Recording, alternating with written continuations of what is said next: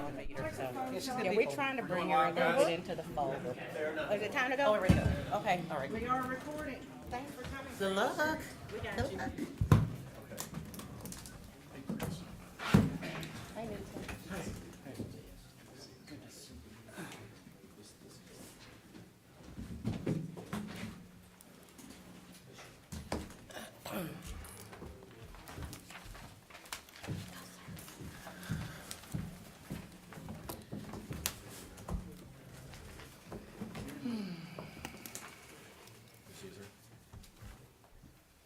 Are we ready? Is it 6? Okay, sorry. Everything got real quiet, real sudden. All right. Welcome to the Spalding County Board of Commissioners zoning public hearing. It is Thursday, March 24th, 2022 at 6 p.m. Please, I'll do the same. Silence all cell phones and electronic devices. That way we can get through this without disturbing. Now that we've done that, I'm going to ask Commissioner Winflowers Taylor for District 1 to deliver the invocation, and Commissioner Rita Johnson from District 3 to lead the pledge. Please join me, please. Father, we come to you this evening in humility and thanksgiving. We're thankful for you allowing us to wake up today, to come here to this community meeting, and to be able to make decisions that are going to be the best thing for this county. We ask you to bless everyone here, bless those who could not make it, help our thoughts and our discernments so that we might be true and faithful leaders for this community. These things we ask in Jesus' name. Amen. Amen. Please face the flag. I pledge allegiance to the flag of the United States of America and to the republic for which it stands, one nation, under God, indivisible, with liberty and justice for all. Thank you. All right, public hearings. Mr. Chairman, I'd like to make an amendment to the agenda to add a new application for Grizzly Lane in reference to the adding of a manufactured home to the property. Where would you like to add it? Into just You can, number 5? that's fine, yes, sir. Okay. Second. All right, we have a motion and a second to amend the agenda. Is there any discussion? This is for a permit for a, He's actually modular replacing home? a manufactured home. okay. All right, any other discussion? All right, all those in favor of amending the agenda, raise your hands. All those opposed? 4-0. All right. Grizzly Lane, was it?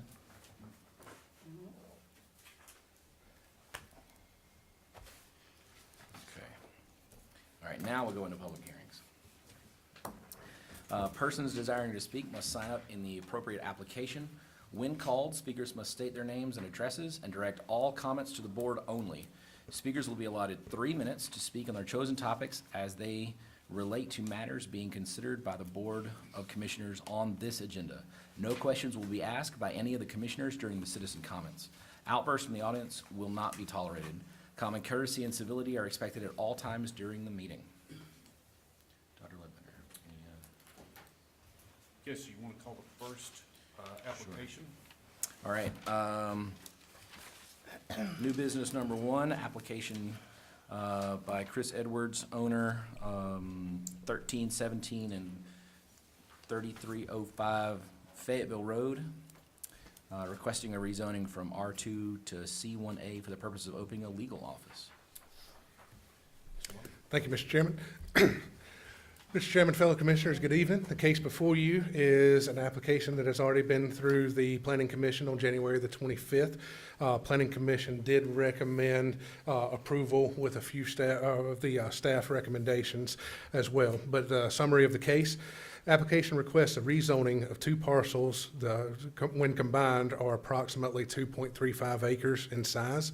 The property is currently zoned R2, and it has approximately 715 feet of road frontage along Highway 92 or Fayetteville Road, and approximately 625 feet along Vineyard Road. Parcels are 260, 07, 001, and 001 Alpha. The owner is Christopher Charles Edwards, who resides at 385 Betzel Road in Fayetteville, Georgia, and the property has been fully in his name via deed recorded February 26th of 2018. There is no developer involved. This is his former residence. Applicant is requesting to rezone the entirety of the subject properties to C1A, which is neighborhood commercial. As mentioned, currently the property is zoned R2. And the purpose of the request of rezoning, he wants to utilize the home as a law office. So when it comes down to it, with respect to the area of development, subject property is R2, single-family residential. Adjacent parcels are all zoned R2 as well.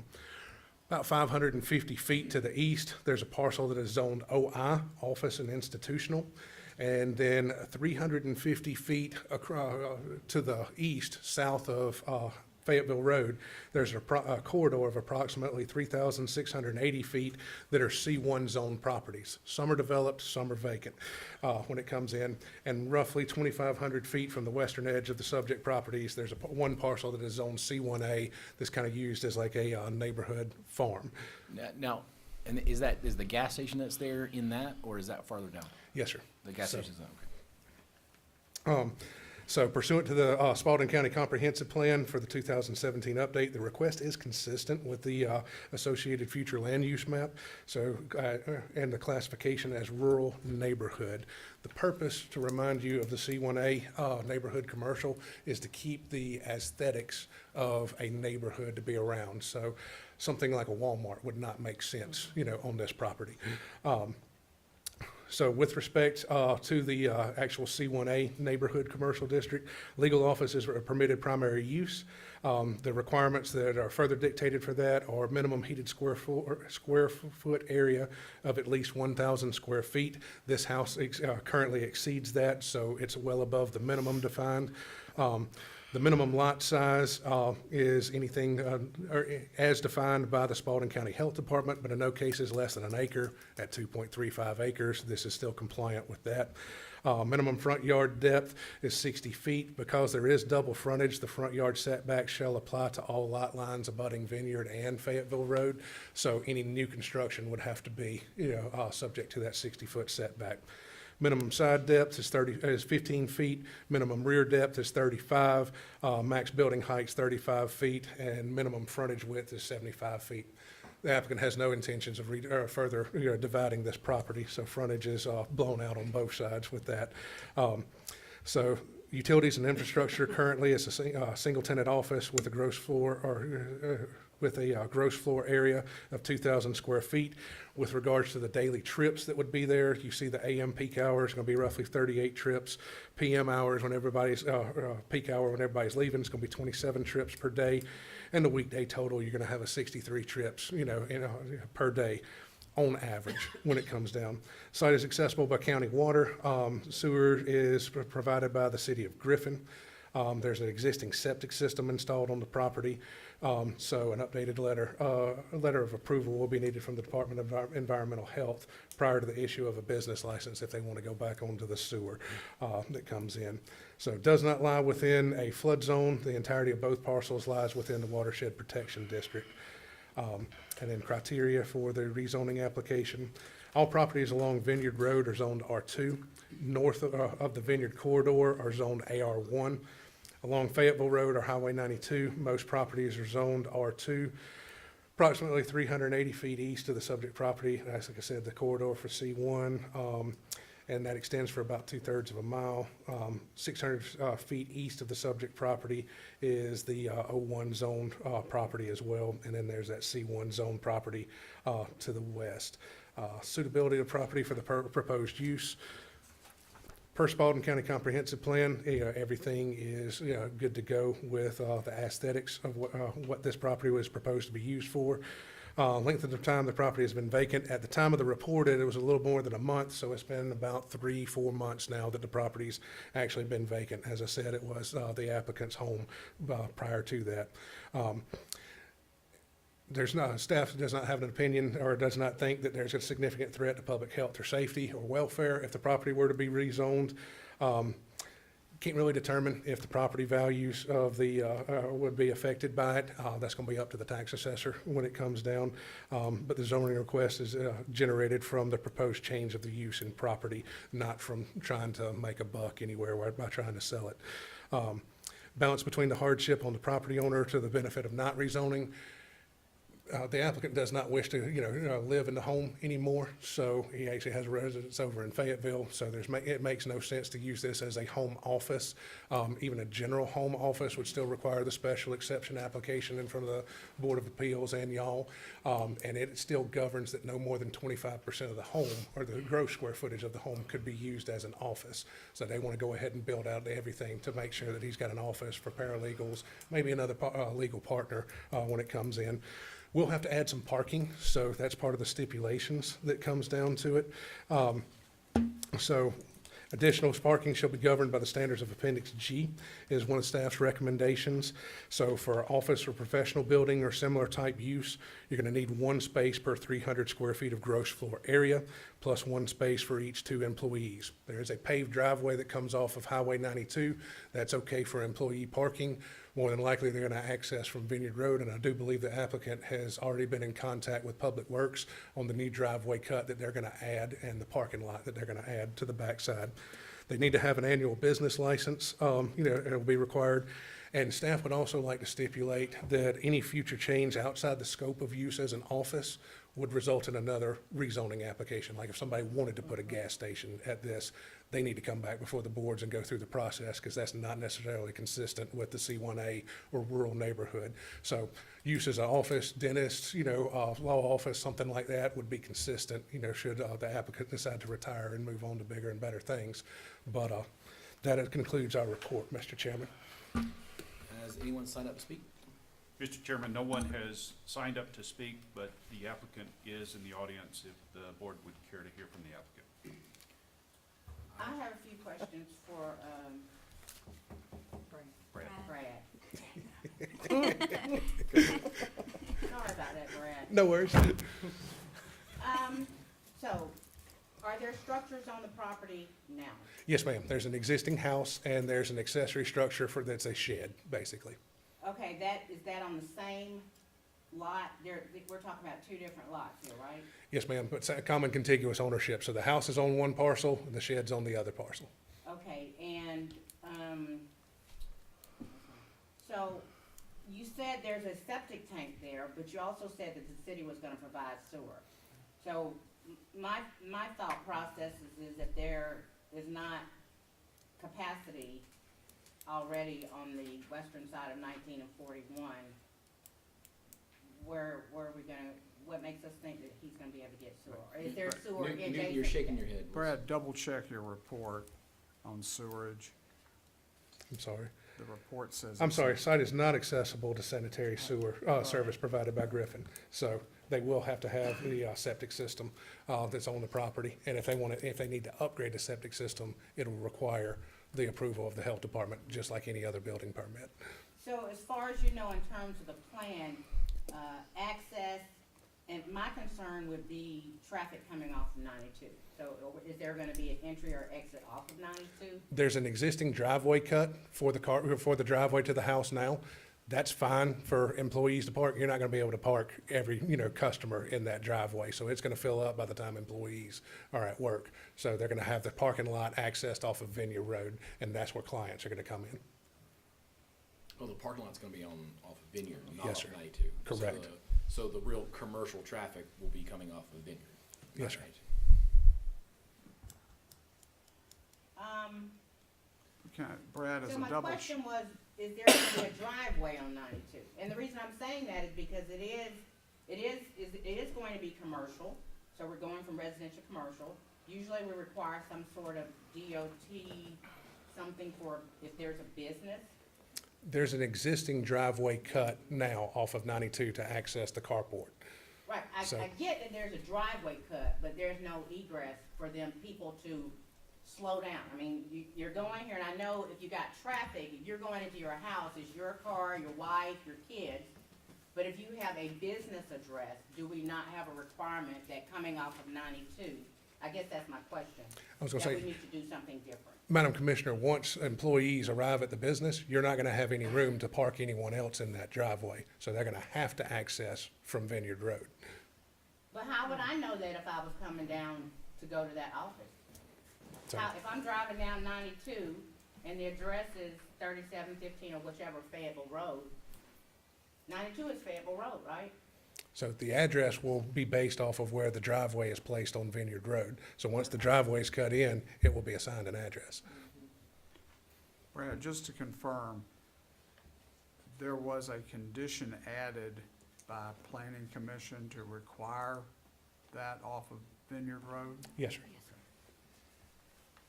Okay, so are you saying there would be no access off of 92 or there will be access off 92? I mean, the driveway will stay there, Yes, That's ma'am. correct. And but that's, the actual physical address will be off of Vineyard Road. So more than likely, yes, ma'am.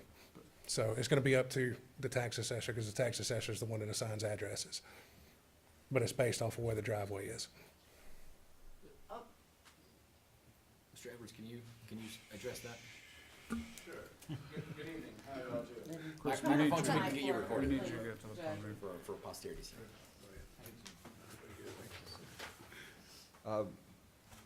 I've called this was discussed at the Planning Commission. I've called your Public Works or Road Department, and they've said that there will be no problem bringing a new concrete driveway off Vineyard Road. So my intention is to have the sign with an arrow that says, enter on Vineyard, so that traffic will be directed back there. I think Mr. Vaughn's estimate of the traffic count that I'm going to have is probably much higher than I'm going to have. I don't expect to really have anybody show up there too much. But you do need a physical office in order to operate. So most of my practice has been, and I just finished a trial in Cobb County, has been lawyers around the state who think that I have some utility in helping them conduct a jury trial or a rather complex trial in some regard. And so I'm involved in cases in Gainesville, Brunswick, all over the place. So I don't expect this to be anything that you would envision to be like a typical office with people buzzing in and out and people stopping off the road. I think people, I'm really limiting my practice to genuinely interesting and pretty substantial cases. It'll never be Mr. Dutton's practice, no matter how hard I try. But so that's, I don't know if that's responsive or not, but it will be possible for someone to attempt to enter in the existing concrete driveway that comes off 90T, that goes up into a carport in the house. There's no plan to tear that driveway out, but I certainly don't want to see people turning in off that driveway. But on the other hand, a DOT curb cut would make this location infeasible for the intended use. So that's not contemplated, but I also understand that it's not required by your law. So I don't know if that's completely responsive to your question or not. But I've already had the parking lot laid out. I invited the road department or the Public Works Department to come and comment. I'll certainly ask Mr. Vaughn to comment before it's actually constructed to make sure that it comports with the requirements. And I certainly wouldn't apply for a business license, and I've obviously conducted no business there, nor have I attempted to do anything there, pending your approval and theirs. if I may, is there a plan for you to combine those lots? Or Sure. or will you just develop on them as they are separate? No, I don't intend to develop them at all any further. Those lots, this was actually one big lot, 2.76 acres. And I had them surveyed, I had them split. So I didn't buy them separately. It's all one genuinely contiguous triangle. but it's, you know, I may want to store something in this, what you would call an enclosed barn. And specifically, although it may sound odd, it may be some terribly wrecked vehicles or things of that nature. I could leave those out in the yard if you prefer, but then people might think that we're a county to the south. No. Okay, that answers my That was for you, question. Mr. Galloway. But I'm just simply saying, just past the driveway, of course, is Vineyard Road. And that would be just my concern, not necessarily that traffic coming to you, but that other traffic coming off of there, coming on 92 would be upon your property before they knew that it was time to turn. It's really a long sight distance in both directions. Okay. So the Vineyard Road intersection is probably at least, I don't know, what would you say, 450 feet away? Every bit of that. Yeah, I would say so. So, All I don't right. know if that's completely responsive to your questions. May I That offer? answers it. Thank you. Are there any other questions of me? No. He also alluded to, it's a very different type of practice than your average, like, attorney who's hung out a shingle and is like, hey, please come in, I need new, like, because of Mr. Edwards' experience on the bench and now being retired, that makes him sort of we all encouraged him to go become a law professor, because he refused to do it, but that's kind of how folks still look at him. So he's getting called in to go and help other people all over the state, as opposed to folks stopping by and saying, can you help me with my speeding ticket? I'm actually attempting that, but my students are hopefully opposing lawyers. Right. Another joke, I'm sorry. Let's see. I hope I've answered all your questions. If I may offer something, please. I want to tell you what a pleasant, easy process this has been under Mr. Vaughn's supervision, and Ava always friendly and so helpful, but without not encouraging or promising any result, but just very neutrally being helpful and informative. And Mr. Ledbetter, thank you too so much. And thank you all, if there's nothing else. Very good. Thank you. All right. Okay, Call for a Brad. motion. Yes, ma'am. So this meets with our land use, our future land use. Yes, ma'am. Okay, and what is, just one last question, what is the worst thing that could come out of C1A? I know you said that if another business, if he sells it and someone else comes in with a different business, then they have to come back to us, right? Yes, ma'am. That's what Okay, he that It's a case- little tiny So, triangle Walmart, right? You're there. Hey, you just don't Yeah, know I it could be don't think a funny. Walmart could actually fit on that small of a parcel, but, you know, it also makes no sense to put a gas station there, you know, when it comes down to it. So, like I said, the fact that it's C1A, the purpose of it is to preserve the rural and neighborhood aesthetics of its community. By converting a house into a legal office, a CPA's office, a dental office, something like that makes sense, you know, per our future land use map. As far as what the worst case scenario could be, I have not memorized all the permitted uses for C1A yet, so I'd have to go reference back code. That said, this is So- specifically restricted to, like, a law office use. Anything else that comes in has to come back before us. to Y'all can further stipulate there. Yes. Staff would be fine with law office, dentist, something like that, but y'all can feel free to further stipulate. Professional building, yeah. Professional office space. So that's what y'all saying? I mean, is that gonna be the language? So I just wanna make sure. Yeah, what's That the we're not actual saying recommendation? I would say, use as an office space, so Use as like office a legal office, a doctor's office, eye Yeah, doctor. For Professional- example, but not yeah. limited to. Professional office space. Professional office, yeah. Professional. It's stated in the condition, any future change of use outside the scope of an office requires rezoning. Let's see if I saw the conditions. Yeah. On what part of that, to the extent that what part of that report, staff report was that? Very page. last paragraph Item should be three. number 3. Any future change? And there is I'm one, fine. and remember, there is one other condition that has the driveway coming off of Vineyard Road. That was imposed by P and Z. Right. But that's not on here. That's because they added it 'Cause at they P and added Z. We can still make a motion to approve it with their addition. Right, Correct. with the additional, That is correct. Okay. Can we, somebody want to make that motion?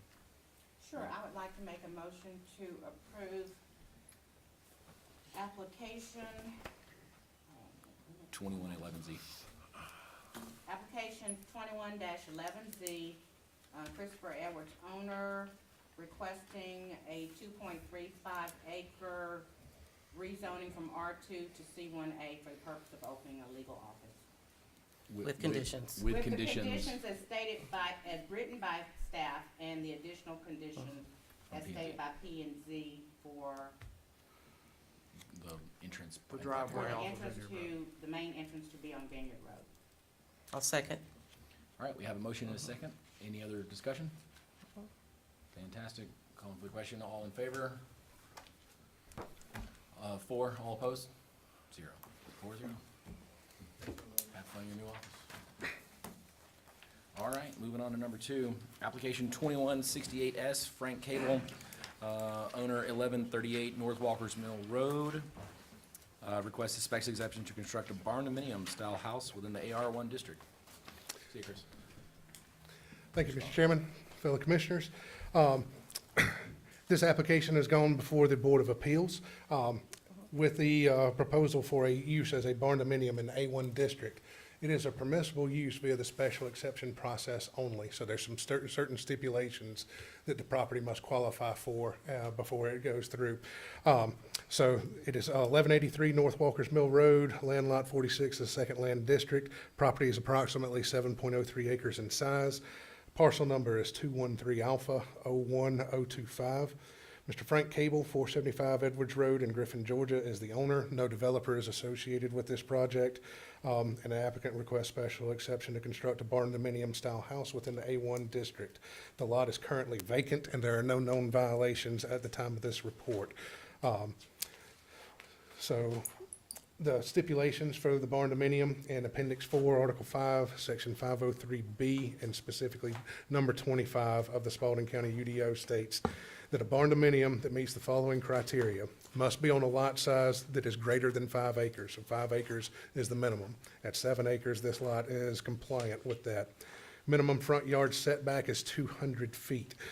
The roof pitch on the dwelling must have a 412, a true 412 roof pitch. The depth of the porch of at least 6 feet located on the front of the structure with a roof pitch that could go down to a 312 is required. At least 25% of each side of the structure shall be constructed of conventional exterior materials. Exterior columns and posts must be at least 6 by 6 inches in size or greater if required by applicable building code. Current building code is 6 by 6 for front posts when it comes in. All industrial garage bay doors must be located on the side or the back of the structure, and the roof of the structure may be finished with a type of shingle commonly used in residential construction, or a metal consisting of 26 gauge steel or .040 aluminum standing seam. So when considering a special exception request, it must not be detrimental to the use of the development of the adjacent properties or to the general neighborhood, and it must not adversely affect the health or safety of the residents or workers. The proposed use will not provide any of those detriments to the surrounding parcels, nor will it have any adverse uses on the development of the adjacent parcels.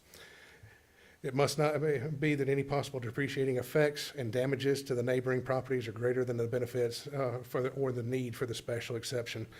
Once again, staff does not anticipate any depreciating effects from constructing the type of home that they're going to construct on the property.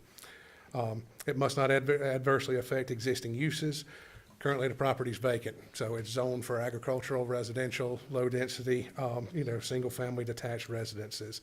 So it's roughly 7 acres in size, 2 acres more than the minimum required by code for a barn-dominium, and the proposed site plan in the packet is compliant with all other aspects of code. So staff does recommend approval of this application, as did the Board of Appeals. Better library, has Mis- anyone signed up to speak? They have, Mr. Chairman, Chris Cable has signed up to speak for. We have no one signed up to speak in opposition. Mr. Cable? Hi, I'm Chris Cable, 1137 North Walkers Mill Road. This property is actually adjacent to my parcel. This is actually my mom and dad's project that we're looking to try to get done. And we're basically just trying to do something because they're kind of older, not to sound bad, but you know, the thought process is when we built our house, me and my wife, this is going to be our forever house. And my parents want to live beside us, and you know, we really want them to be there. We're getting ready to have a baby, and so it'll be nice for that convenience, but also, you know, as they get older and they do pass on, that, you know, we'll be able to have that building as a, you know, as a storage for my property there to keep our equipment and stuff in, to keep our place up. So, we are doing a stand and seam roof on this building. So it's going to be more of a residential style as far as that goes. We're also doing a wainscoting around this, so the whole bottom is going to be a different color than the top. And we do have some pictures of it, of kind of the idea of what we're trying to do with it. But yeah, I'll answer any questions you'll have against it or for it. So, May I ask a question? Do you have any livestock? no, we do not. Need you or your parents? No, other than a dog and a cat, and Just parents wanna got 2 be out in dogs. the country. Yeah, I love the I like idea. being away from people. I love If the you idea. actually were to That's all I pull up want. my house, you can't, well, now you can because the winter's kind of come down. We're back off the road a good ways. And my mom keeps getting on him because he keeps clearing more stuff out in the front. But we like to kind of stay hidden on it. But And Looking then at- there's other barns, very nice barns on Yes. that road, right near there too, and other houses that have gone up that are kind of in that, they're not barndominiums, but yeah, I mean, I don't in think it's reality, disturbing you know, stuff. when you, aside from the steel framing, but when you look at you know, the way we're trying to do this, with today's board and batten finish on a house, the paneling really looks just like a board and batten finish. You really can't tell the difference, especially with the setbacks that are required. That's kind of the color style that we're going for. That's kind of how the porch is going to wrap around on the front side. We're going to probably add a gable to the front of that porch just to give it a little bit of something extra. That's actually a board and batten house. We just kind of threw some pictures on there just to kind of show. But we're doing 2 doors on the side, but they're going to be, one's going to be a standard type garage door that, you know, that's in a house. The other one's going to be the same type of panel, but it's going to be a little bit bigger, but nobody will ever see it, you know, aside from coming all the way up to the property. That's all I any other got. questions? All right, I we got a think that motion? looks nice. Yeah. Hopefully it'll encourage other people to build exactly that. So this is the second barndominium that we've actually approved this year, right? It's the second one that's This is come the through trend. since we approved This this is the as a trend. land use. It's the new. All right. Thank y'all.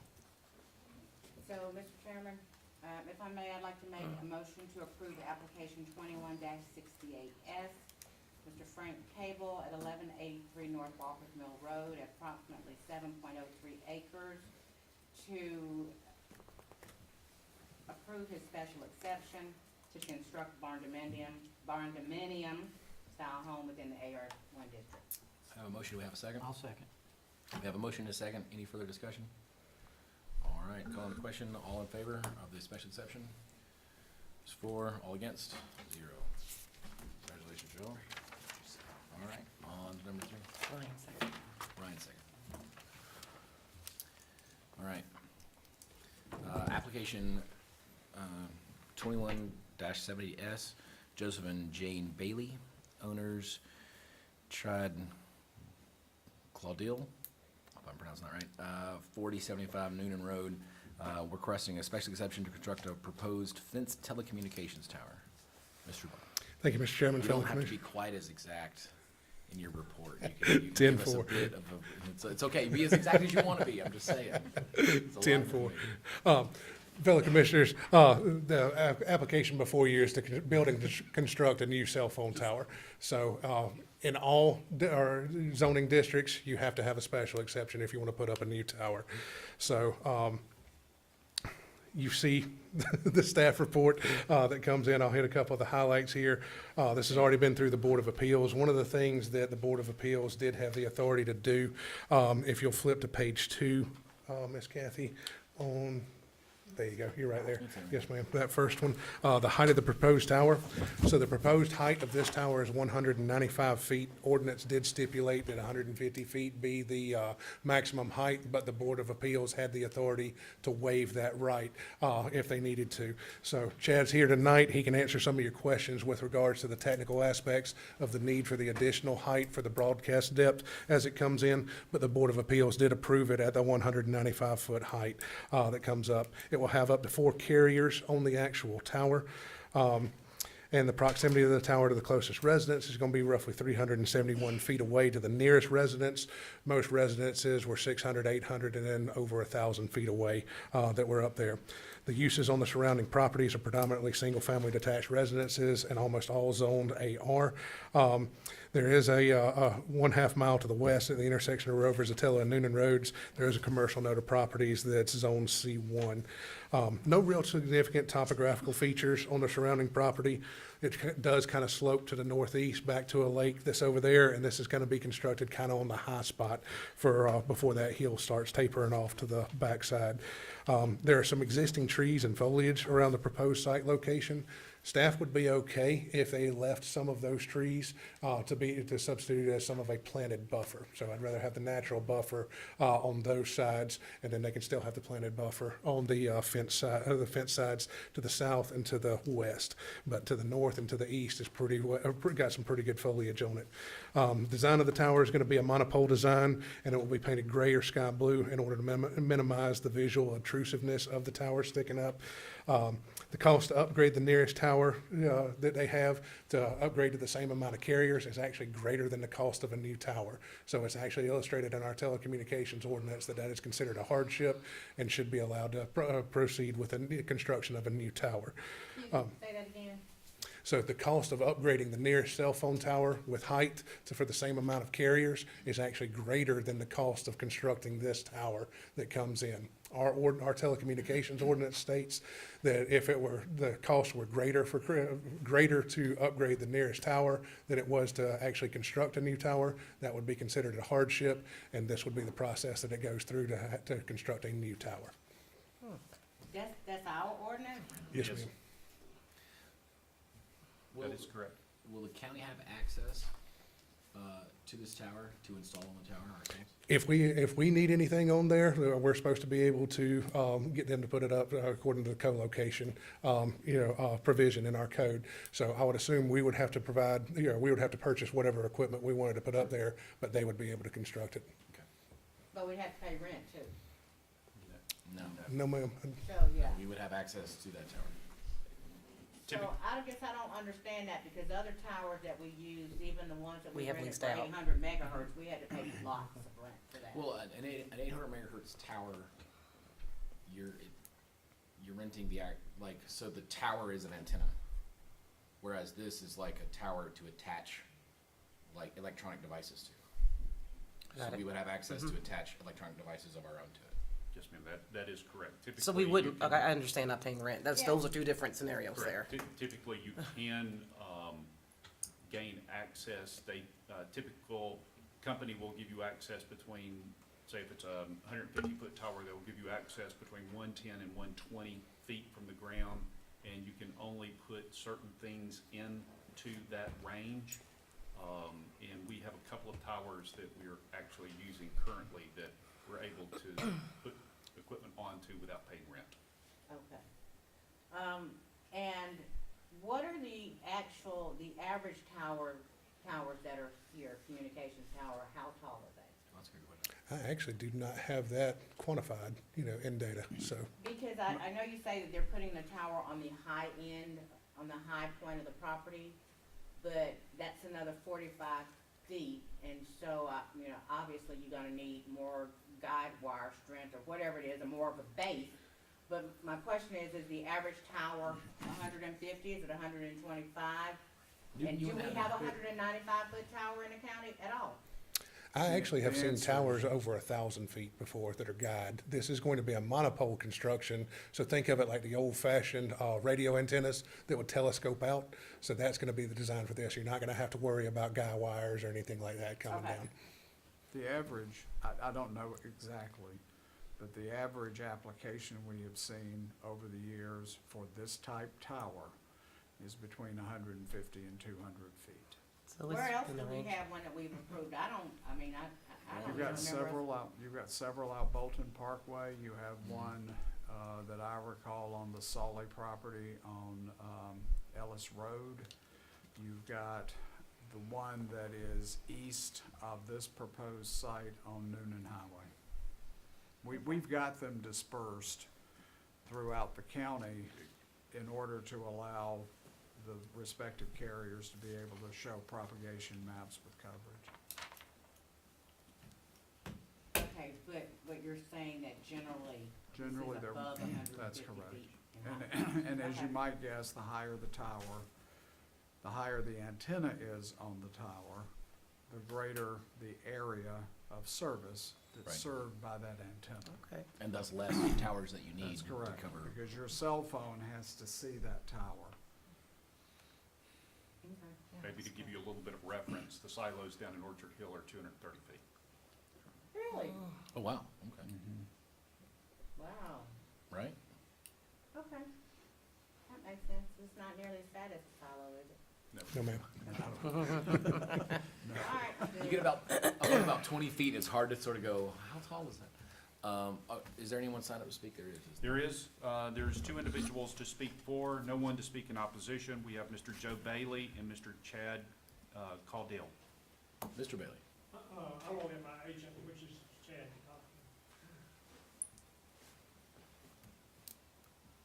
Chad Caudill, representing AT&T, and Mr. and Miss Bailey, address 202 Marina Drive in St. Simons Island, Georgia. Nice. To answer your question, if I may, on the existing structures, the reason why we're proposing this site is because, in fact, there's a 250-foot tall American Tower site that's only 1.8 miles north of our proposed tower site. And we're already on that tower. So if that gives you an idea of, you know, why we can't use that tower, we're on that tower, and also gives you an idea of the height that that tower is. The tower to the south, 6/10 of a mile to the south, is Crown Castle Tower, and it's 193 feet. That's the tower that structurally failed so bad that it's going to cost over $270,000 to fix the tower, to allow for our equipment to be mounted on it. And then you were right, you know, it does work by line of sight, basically like a flashlight. So the signal goes out, and if it's blocked by densely, a bunch of trees or building structures, topography of the land, that can also block the signal. So we actually wanted 250 feet in height for the tower, and due to the being sensitive to the community from an aesthetic point of view, we got them to drop the height down a little over 50 feet to 195. So respectfully, we would ask that you would consider approving this, because we already worked on getting the tower height down. But I don't know how much more to share with you. I can answer your questions, or I can provide you more of an overview. What carriers are gonna be on it? Is it just y'all? for So now? initially, this is for AT&T. It will be designed to house at least 3 other carriers. But currently nobody's else is on it.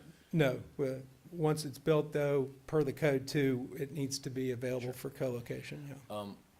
Tell me about the tower that structurally failed. Was that y'all's tower, or is it? That's Crown Castle. So we actually provided to the county, Brad, we showed them the failure rate, let's see, the failure rate was, 141%, almost 142% failure rate.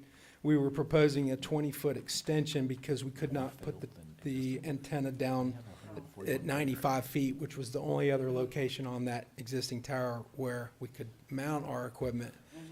And, yeah, so Do we know what caused that? I mean, was it like a? it tornado or happens. just high wind, or? No, it's structurally overloaded at this point. So, you know, these towers can only handle so much equipment, and Sure. nowadays, these antenna are, they are big, they're heavy, and we have, you know, mounted equipment behind the antenna. They're amplifiers to help propagate the frequency, they're also heavy. The actual mounts for the antenna are heavy. They can be any, you know, 1,000 pounds or more. Wow. Yeah, yeah. They are definitely operating in a dead spot out on this spot out there in Hammond Road. Yeah. I know I've yeah. got calls. I mean, bad. Yeah, so yes, ma'am, the critical connection point here is from Griffin to Sonoya along Highway 16 between Williamson, Georgia and Brooks, Georgia. So this is gonna fill that gap in coverage. Is this part of, is this a standalone project, or are there other towers that are going in at the same time to kind of fill? Right, Or so. is this there's just this one hole and we're filling it? Yes, so this is actually just to provide roughly a 15 to 25 square mile coverage as shown on the propagation map. Yeah. So as you can see, kind of in the middle there is where that's where we're showing the after coverage. And you can see before there's Right. that bigger blue area evidence is like less or no coverage. So yeah, this can, like, will down on the feed bottom in and left. connect to those other, Like down that? here, Or yeah. Is there a plan to, yeah, that'll come, I don't, but I'm. not currently, but eventually? Right, and I'm not, it could already be an active site that's being investigated by another, yeah. Sure. Anybody else to speak on it? Because it was just those two, so. That's correct. That's cool. Anybody else have any other questions? All right, do we hear a motion? Make a motion, we approve application 2170S, Joseph and Jane Bailey, owners. Chad Claudel, agent, 4075 Noonan Road, approximately 26.91 acres, located in the land lot 30 of the First Land District, requesting a special exception to construct a proposed fenced telecommunications tower. Can you amend that to include the stipulation? Is that the right word? The condition, with the condition to allow the county to have access and everything? Yes, I would like to add that we add the condition that the county has access. Yes, sir. I don't have a problem with that. If I may, is this part of your, the code with the county? I know historically. I think it's already in the code. but I just- Okay, that's great. Even if it's not, I know historically, other tower companies have permitted antenna or, you know, usually microwave, things of that nature to be put down, like Mr. Ledbetter said, Dr. Ledbetter, with, at around the 100-foot level. Right. This tower is gonna be assigned to a build-to-suit company, once it is, ready to go for the building permit. Once we have our FAA and FCC approvals, all the federal approvals. AT&T is not in the business to build the towers, but I'm happy to have an approval with that stipulation, if that's what you need. And then we'll go from there as far as staying on Yeah. top of the build and make sure that Yeah. it's. I think if you're proposing antenna like these carriers are proposing, it could become a problem from a structural standpoint. No, Yeah. the antennas that we're proposing are extraordinarily lightweight and very small. And the footprint at the ground level for the equipment, do you know? I think it's just power cable. About a light bulb. Oh, wow. I don't think this is gonna be a problem. Yeah. All right, so that was the motion. Need a second? I second. Second by Commissioner Taylor. All right, any further discussion? Hearing none, call the question. All in favor, raise your hands. 4, all opposed, none. Good luck, y'all. Thank you. Good to see you, Mr. Bailey. Thank you all very much. All right, number 4, application 22-1S, LNC Partnership LLP, owner Taylor English Duma LLP, 203 Lakeside Drive, requesting special exception to allow for commercial activity conducted off premises. That's what mine says. Yes, sir. So, thank you, Mr. Chairman. Yeah, Mr. Vaughn, sorry. So the application before you is to change the proposed use. Currently, the property is a single-family detached residence, and they want to use it full-time in the AR1 zoning as an office space. That is permissible via the special exception process, and there were 2 associative variances that came through with this as well before it went before the Board of before the Board of Appeals, excuse me. So you had a variance to the minimum tract size of 25 acres. So the property is actually 2 parcels. One is 3.01 acres in size, one is 7.70 acres in size. One's got the house, one's basically got the driveway on it. However, it is part of an assemblage of approximately, let me see here, 256.5 acres that are under common contiguous ownership that operate as a farm that this family also owns and runs. The remainder of the property is in a conservation agreement with the tax assessor. So the hardship to the client would be they would actually breach that conservation agreement on the larger parcel of land to try and replat it, so it will be a minimum tract of 25 acres. So when it comes down to it. So the fact that it was 7.70 and 3.01 acres, so it's a total combined size of 10.8085 acres, or excuse me, 10.85 acres. The variance was one for the minimum tract size. The second was the maximum size that was allowable for use as an office space. Code stipulates that you must have no more than 2,000 square feet. The house itself is like 2164 square feet. So there's no sense in deconstructing a corner of the house just to get them up under there. So the Board of Appeals granted both those variances when it comes in. So the other stipulations from code for use as an office are going to be, it's got to be located within an existing building or structure. That's taken care of.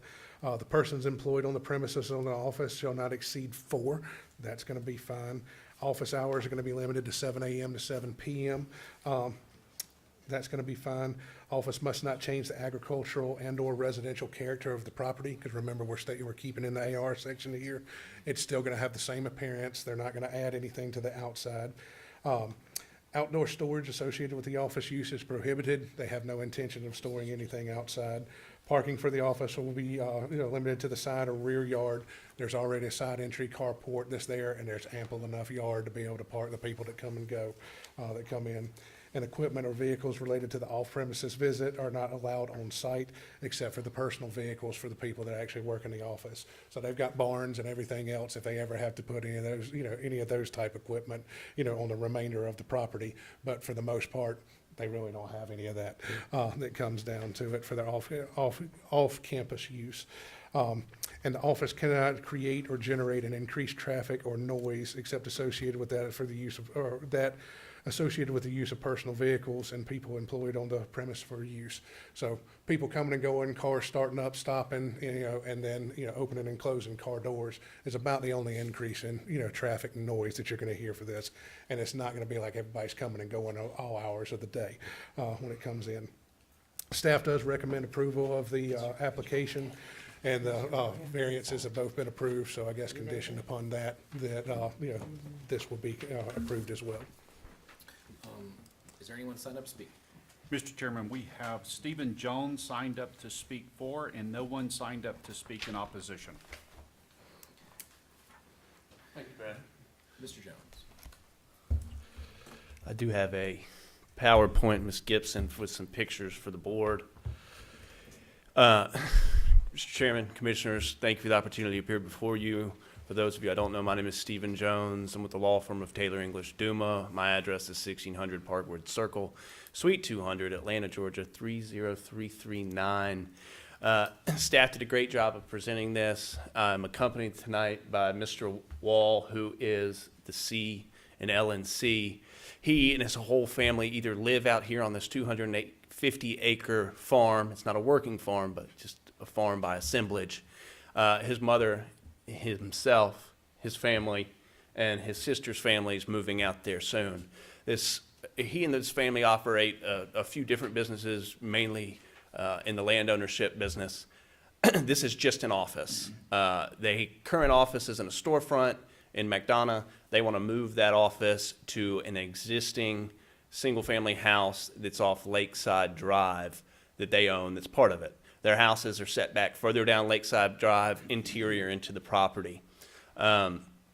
They've recently renovated the house to paint it and make it look nicer from the road. They will be the only ones that use this office, the folks who live out there on the 250 acres. So there'll be 3 employees there full-time. As staff said, there will be no visitors to the property. It will mainly just be the 3 of them on computers doing office and administrative work. No equipment is stored there. They're not in the business of doing any land grading, land disturbing, or any home building or anything like that. All that kind of stuff is subcontracted out to the extent that they need it. Again, if Ms. Gibson, if you would plug me in. I can't plug that in.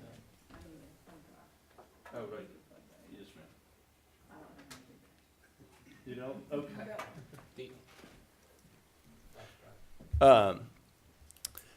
So with that, again, it's just an office using an existing house that's on their assemblage of 7 different parcels, and their houses are elsewhere on the same property. So we think it's a really intense use, not intense use, and meets all the criteria. Again, as staff set out, staff believes that all of the criteria for a special exception consideration under your ordinance have been met. We have submitted a letter outlining and analyzing all those criteria, and also stand behind the analysis set out in our letter, as well as the analysis set out in staff's report. With that, I'd like to take any questions you may have, and I would respectfully ask that this board approve the special exception consistent with staff's recommendation, and as well the Board of Appeals recommendation. Now, I may have missed this, but I know you said office space, Correct. and you said there'd be 3 people in there basically on computers doing, but what is the business? It's a real estate business. So LNC Partnership owns real estate that it will go out and entitle Okay. for various purposes and then sell to end users. So for instance, subdivisions in various parts of the state, they'll go out and get it zoned, get it entitled, get a land disturbance permit, and then sell it to a home builder. Things along that nature. Okay. So I do have a question, and I don't know necessarily if it's for you or for Brad. You said that the variance was allowed because, what was the ordinance that it required this particular thing to be on acreage? Yes, Commissioner. So your ordinance requires for an office of this nature to be on a tract size of at least 25 acres. As noted in the application, this parcel is only 10.78 acres, the 2 parcels together. But it's part of a larger assemblage of 250 acres. So for that reason, the Board of Appeals felt that it met the hardship criteria because the remainder of the acreage is under a conservation use agreement with the tax assessor. And so if that use changes of the remaining acreage, then that tax covenant is breached and there's penalties assessed by the tax commissioner. So, but if they had gotten the additional acreage from the land that was in conservation, they would only have breached for the 15 or so acres, am I correct? No, ma'am, because no, Commissioner, because the covenant is applied by tax parcel and the other contiguous parcels are of substantial acreage, so we wouldn't be able to pull out part of it. Okay, so I see that there's one bit of acreage, I was looking up Q Public. It's got one tract that is 130 acres. Then you have another tract that is LNC Partnership, that's 17 acres. So I hear what you're saying, but I don't know how we have defined this as a hardship, other than the fact it's gonna cost them money. We've had someone else to come here before and wanted to do some zoning of this nature, and because they weren't on a 25-acre tract, we did not do it.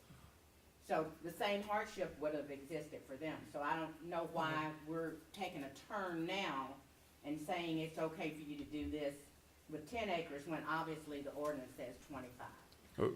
Yes, Commissioner, I understand your concern. The Board of Appeals granted the variance, so with respect to that criteria, what's before you now is the use, the special exception use. And I totally understand that, and I'm just simply making the statement that not only the Board of Appeals, but the Planning and Zoning Board should not be making variances that go against what it is our ordinance says. I understand what a variance is, but if we're not gonna be consistent with every zoning that we have of this nature, I don't know if you had a chance to go back and look the last one that we had that was like this. I don't know if you remember it, Newton, but, I'm sorry, Commissioner. I don't see that, I don't see how you are determining, if somebody can define for me what a hardship is, because I'm sure it was gonna be a hardship for the other gentleman, because he would have to go in and rezone a part of his property, and we did not allow him to be able to do that. That is my concern. And I understand your concern, Commissioner, and I think your concern relates to the size of the tract. So what I could propose for you is a condition of approval on the special exception condition, since the variances have already been decided. On the special exception condition, we'd be more than happy to a condition that says the special exception shall only apply if and until or while LNC Partnership owns 25 acres additional contiguous with this parcel. Does that make sense? So that it ensures that the owner of the parcel that you're granting a special exception for will have a total at least of 25 acres next to it.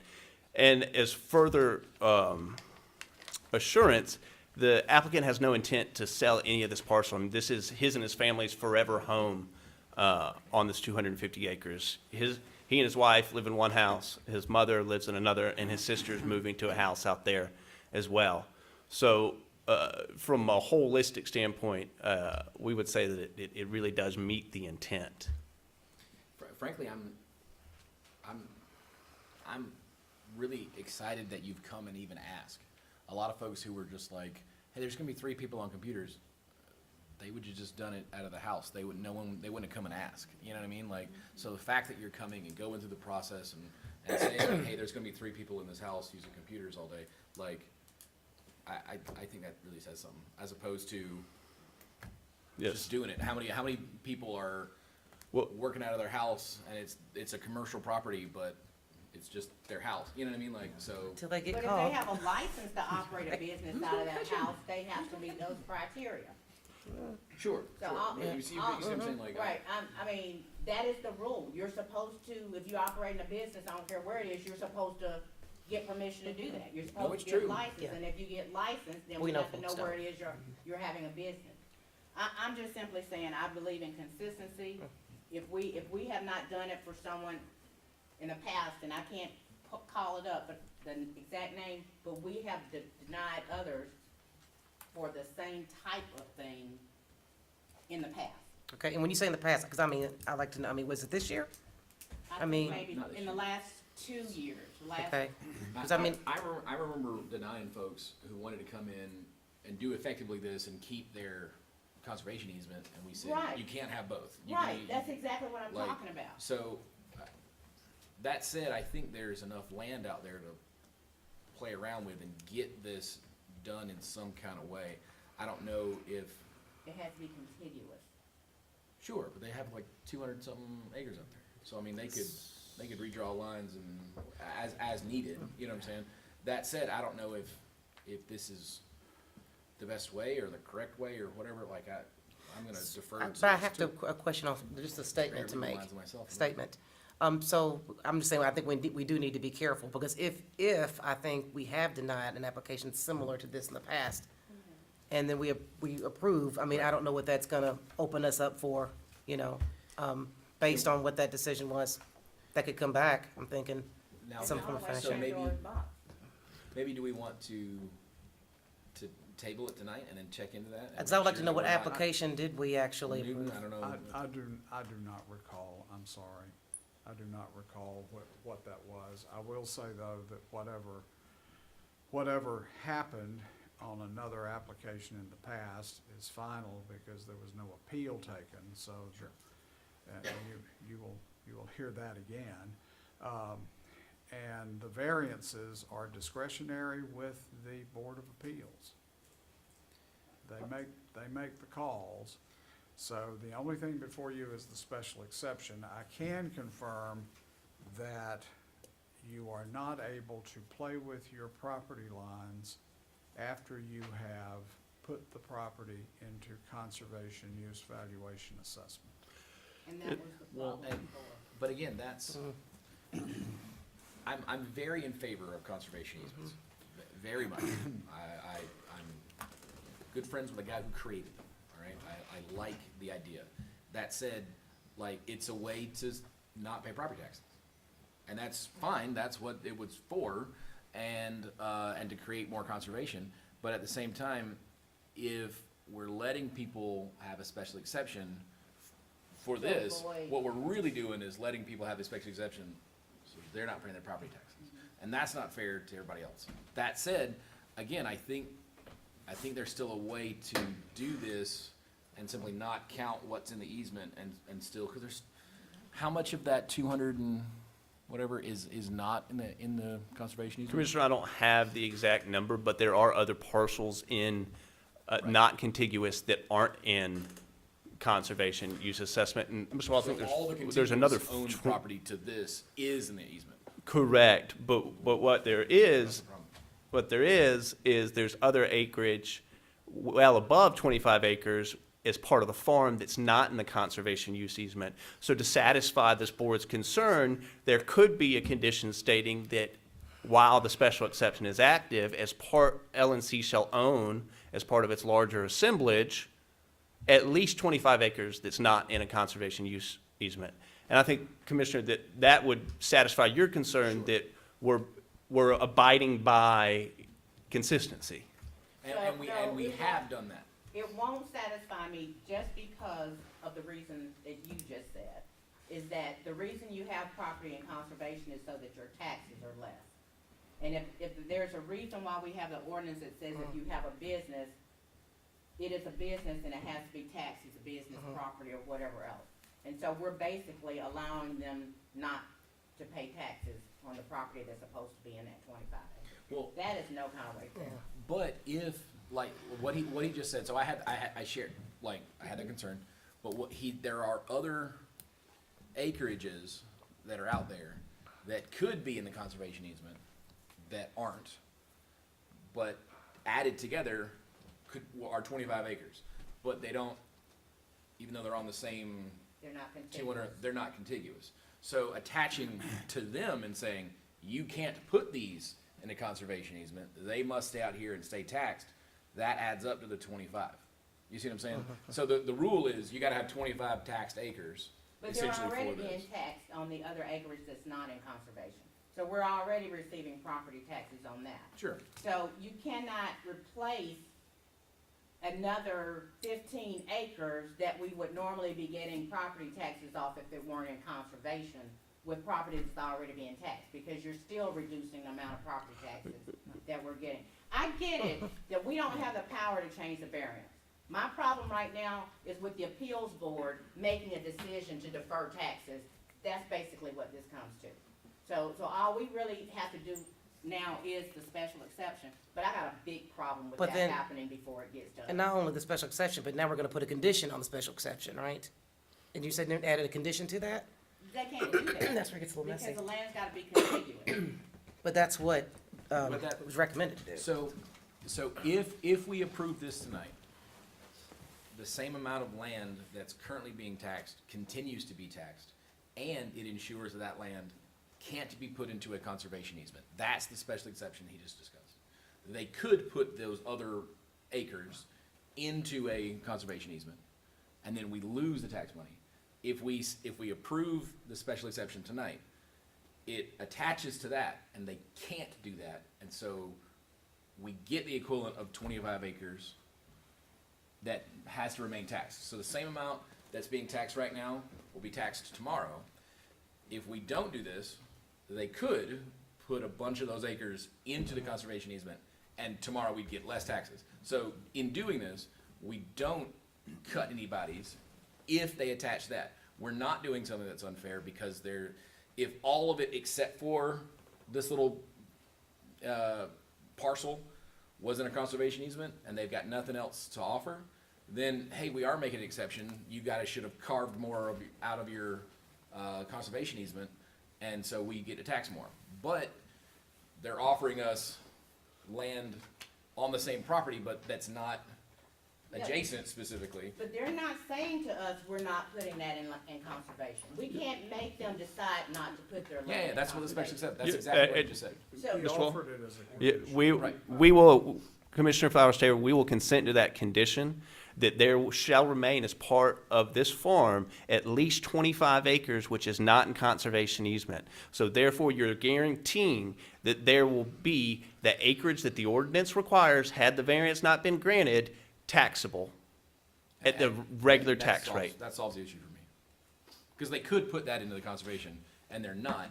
They're not taking it out of exactly But next if door, they- but they're taking it out enough. even if they put it in conservation, they have a right to put it in conservation. The fact of the matter is that we are allowing, not we, the Board of Appeals allowed them to have a discount on their taxes because 25 of the acres, or 15 of the acres that should be in that 25-acre plot is under conservation.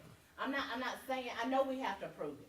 I'm saying it's wrong for the Board of Appeals to make an exception that will reduce our property tax collection in the correct way. And then we're totally going against the ordinance that says that this land has to be contiguous.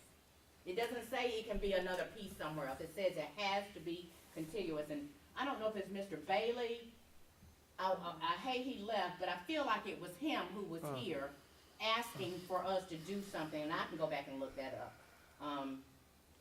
Looking to do something of that nature, and we simply told him if that land was not, he had hundreds of acres around it, but it was not contiguous, and it's not fair to him to do that. It's already done, apparently, since the Board of Appeals can do a variance and we don't have any way to reverse that. Am I understanding correct? The variance is approved, but you do have the authority to agree to the condition that's been proposed by the applicant to preserve the other, whatever property is required to get to the 25 minimum that's not in CUBA. Y'all can agree with that, and y'all can have a condition that imposes that on there if they are agreeable to it. Again, And that keeps your tax properties at status quo. right. That keeps would work 25 for me. acres Yeah, at their least. decision did That would not work for lower me the if amount of they pay the tax property. Like they're, That keeps the 25 acres taxed Right. at non-conservation percentages and rates. right. Yeah, I hear what you're saying, but it's wrong. And it's wrong as hell. I'm just gonna tell you the truth right now, because we're not being fair to everybody the same way. Okay, well, And maybe we should, I don't know. I see it very differently. If we were making an exception and they had land that they could, put in to make the 25, but they're not because it's in a conservation easement, then yeah, I'm there. But they've got a bunch of land that could all be in a conservation easement, and it's not, and so they could lower the taxes. But a year ago, we were taxing this many acres, and tomorrow, if this passes, we'll still be taxing the same amount, regardless of what planning and zoning did, regardless of what we do tonight. That said, if we don't pass this, they can go and put all that into a conservation easement and then not have to pay taxes on it. Right, but they So- won't be able to have a business there either, because they have to have 25 contiguous acres. I'm Right, not so- opposed to people having a business, I just want it to be done right. So, but the idea of every parcel being unique is why people come before this board and say, hey, there's this weird situation. We have all the land, it just doesn't directly touch. It's all in the same family, greater family plot, but like it's ripped up into little shreds. Can we consider these 25 acres, instead of all being in this corner, can it? And I just want to be clear that what I was saying was irrespective of approval of the variances by BZA, all I'm saying is y'all can approve a condition that's been proposed if a majority of you agree to do it. That's all I'm saying. There wouldn't be anything illegal about that condition if the applicant consented. And may I add, the substitute parcel is over 40 acres, so you'll be getting close to 50. So More than makes up for it. they have a parcel that's also 17, so how do we know which substitute parcel it is? It's not named in this variance. That's correct, Commissioner, because it wasn't subject, it's just come up here at the meeting. I could give you the parcel number. It's the only parcel off Carver Road. You'll see the 40 acres, it's almost square. I see one for 17.3. I see one for Can Kathy pull it up on Q Public? 17.6, 17.3, and 17.6. And then I see one for 39.5. That's a very long rectangular, That's but that's from Lakeside. correct. It's got Carver Road, the parcel number is 233 02006J. You ready? 40.75. Yes, Commissioner. 23, Ms. Gibson, 233 02 I see it. 006J. So clearly it is nowhere near where the other property is. Just do what y'all wanna do. I made my point. Well, I and- can't, I'm not gonna try to Can convince y'all. Can we see the target points? Yeah, Commissioner, respectfully, and I practically, I do understand your point. It's to what the Board of Appeals do. I get it, I do. But as stated in our previously filed letter of intent in objections constitutional of York, there are certain factors under your ordinance that govern this consideration. And I do understand your concern with the variances, but those variances don't relate to the conditions that are in the application before you. But I still am, in the applicant, and even though those aren't germane to those factors, we still do want to satisfy your concern. So for whatever that's worth, we're engaging and we're doing our best. Which parcel is the one that, The one Ms. Gibson has highlighted. That's, That one right there. that's the additional one? that's the one I know for a fact is not in conservation. There are some on the other side that aren't as well, but I can't stand before you without going to check my file and tell you which But one. essentially, this whole block is owned by the family. Correct, the and- 250. Okay. Uh, And which is the one that we're giving the special exception to? Which specific block? To the left.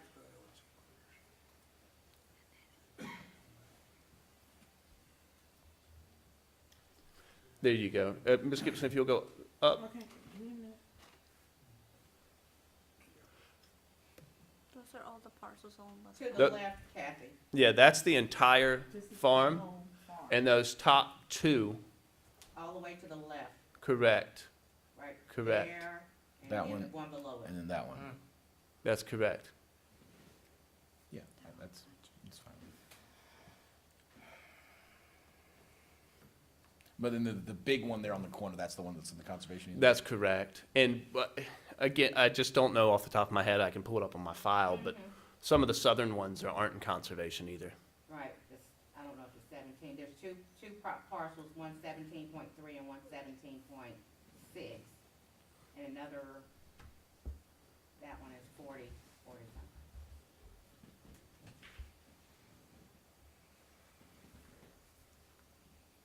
Read it. Yeah, and so to add another point, you could also attach a condition.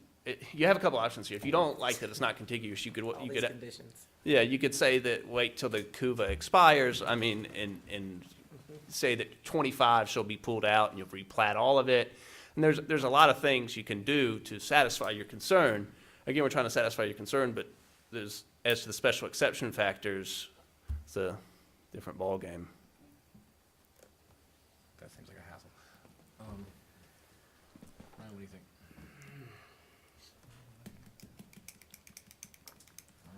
I mean, Trying to get one. I'm okay with it. I mean, it's all, there's 250 acres there. I mean, it's not continuous.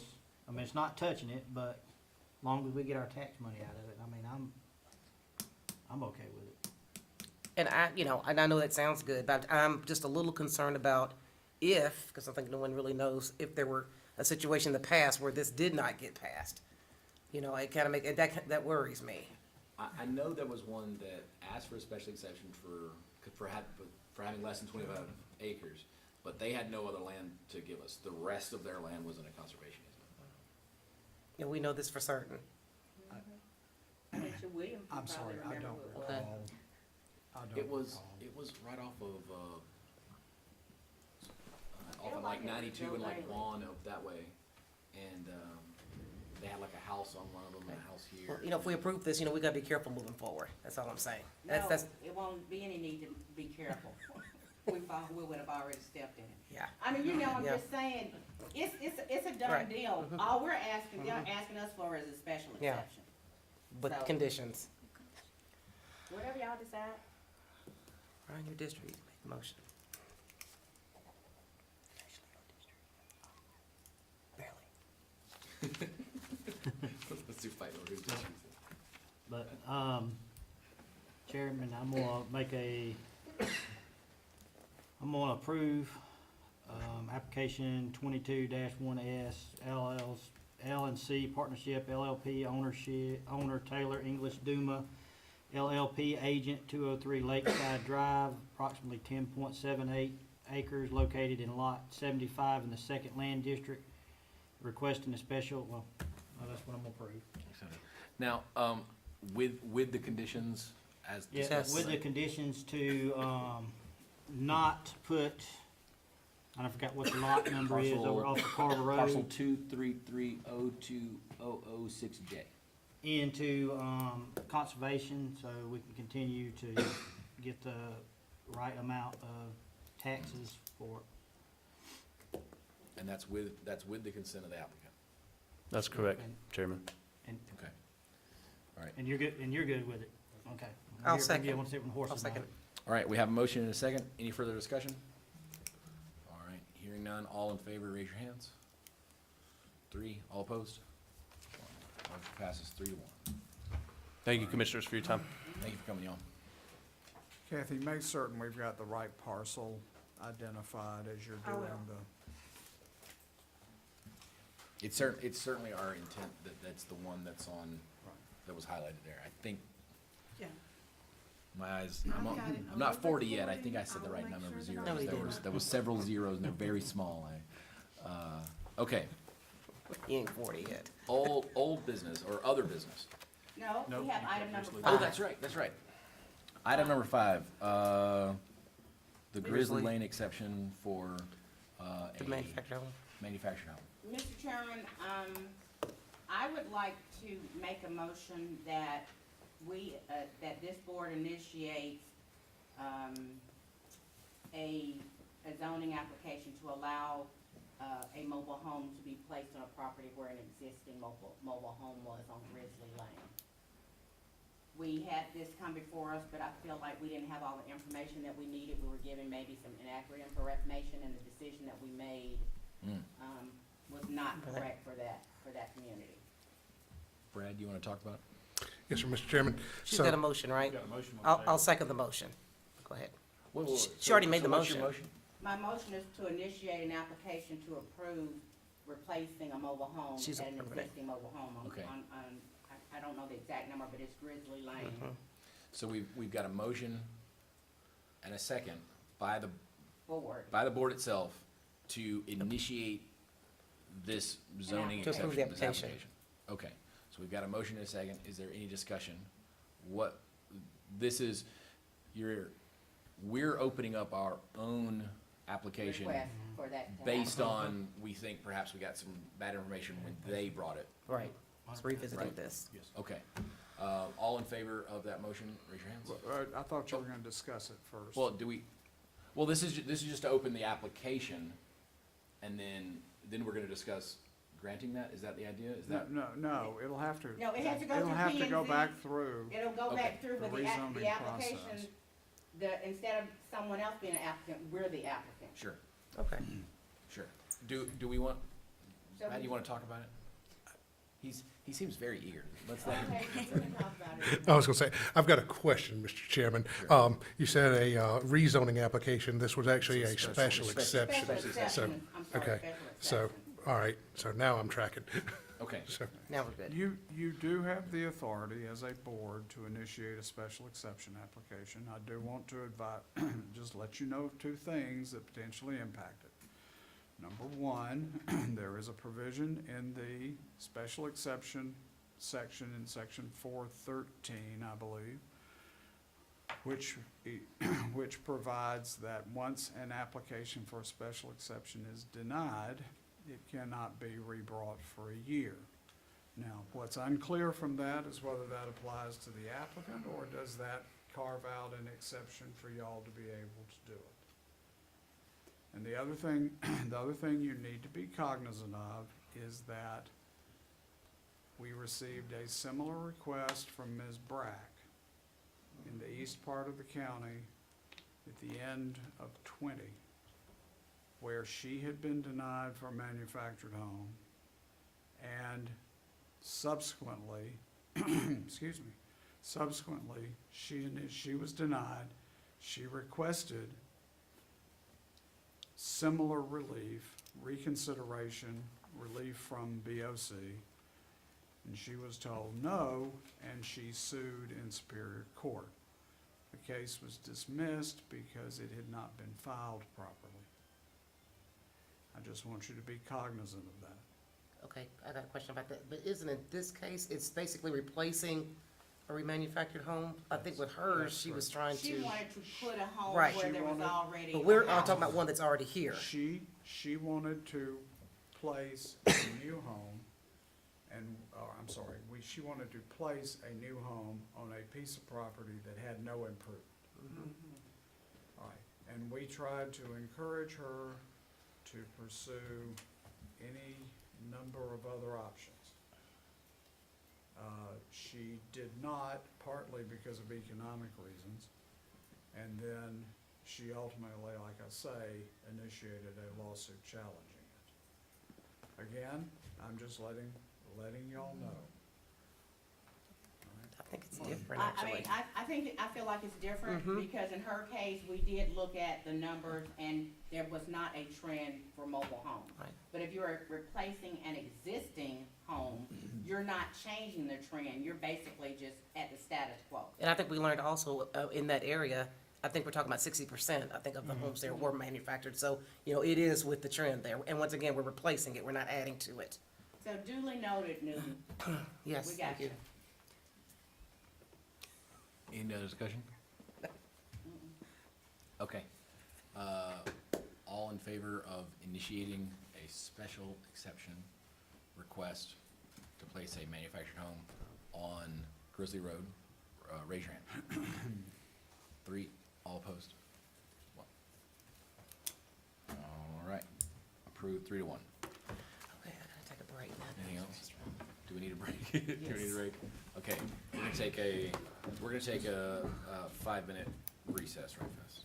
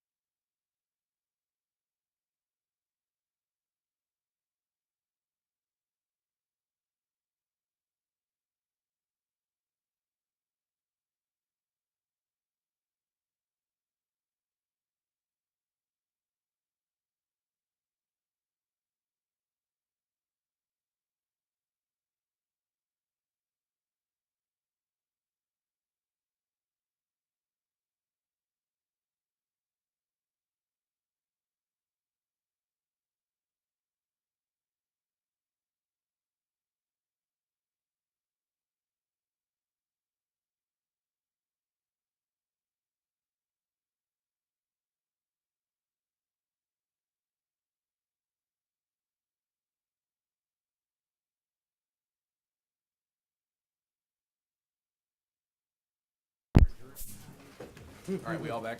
All right. We'll call ourselves back to order then a little early. All right, we're gonna come back into the meeting here. We are back live recording and everything's good? Yes. All right. We're gonna go into other business.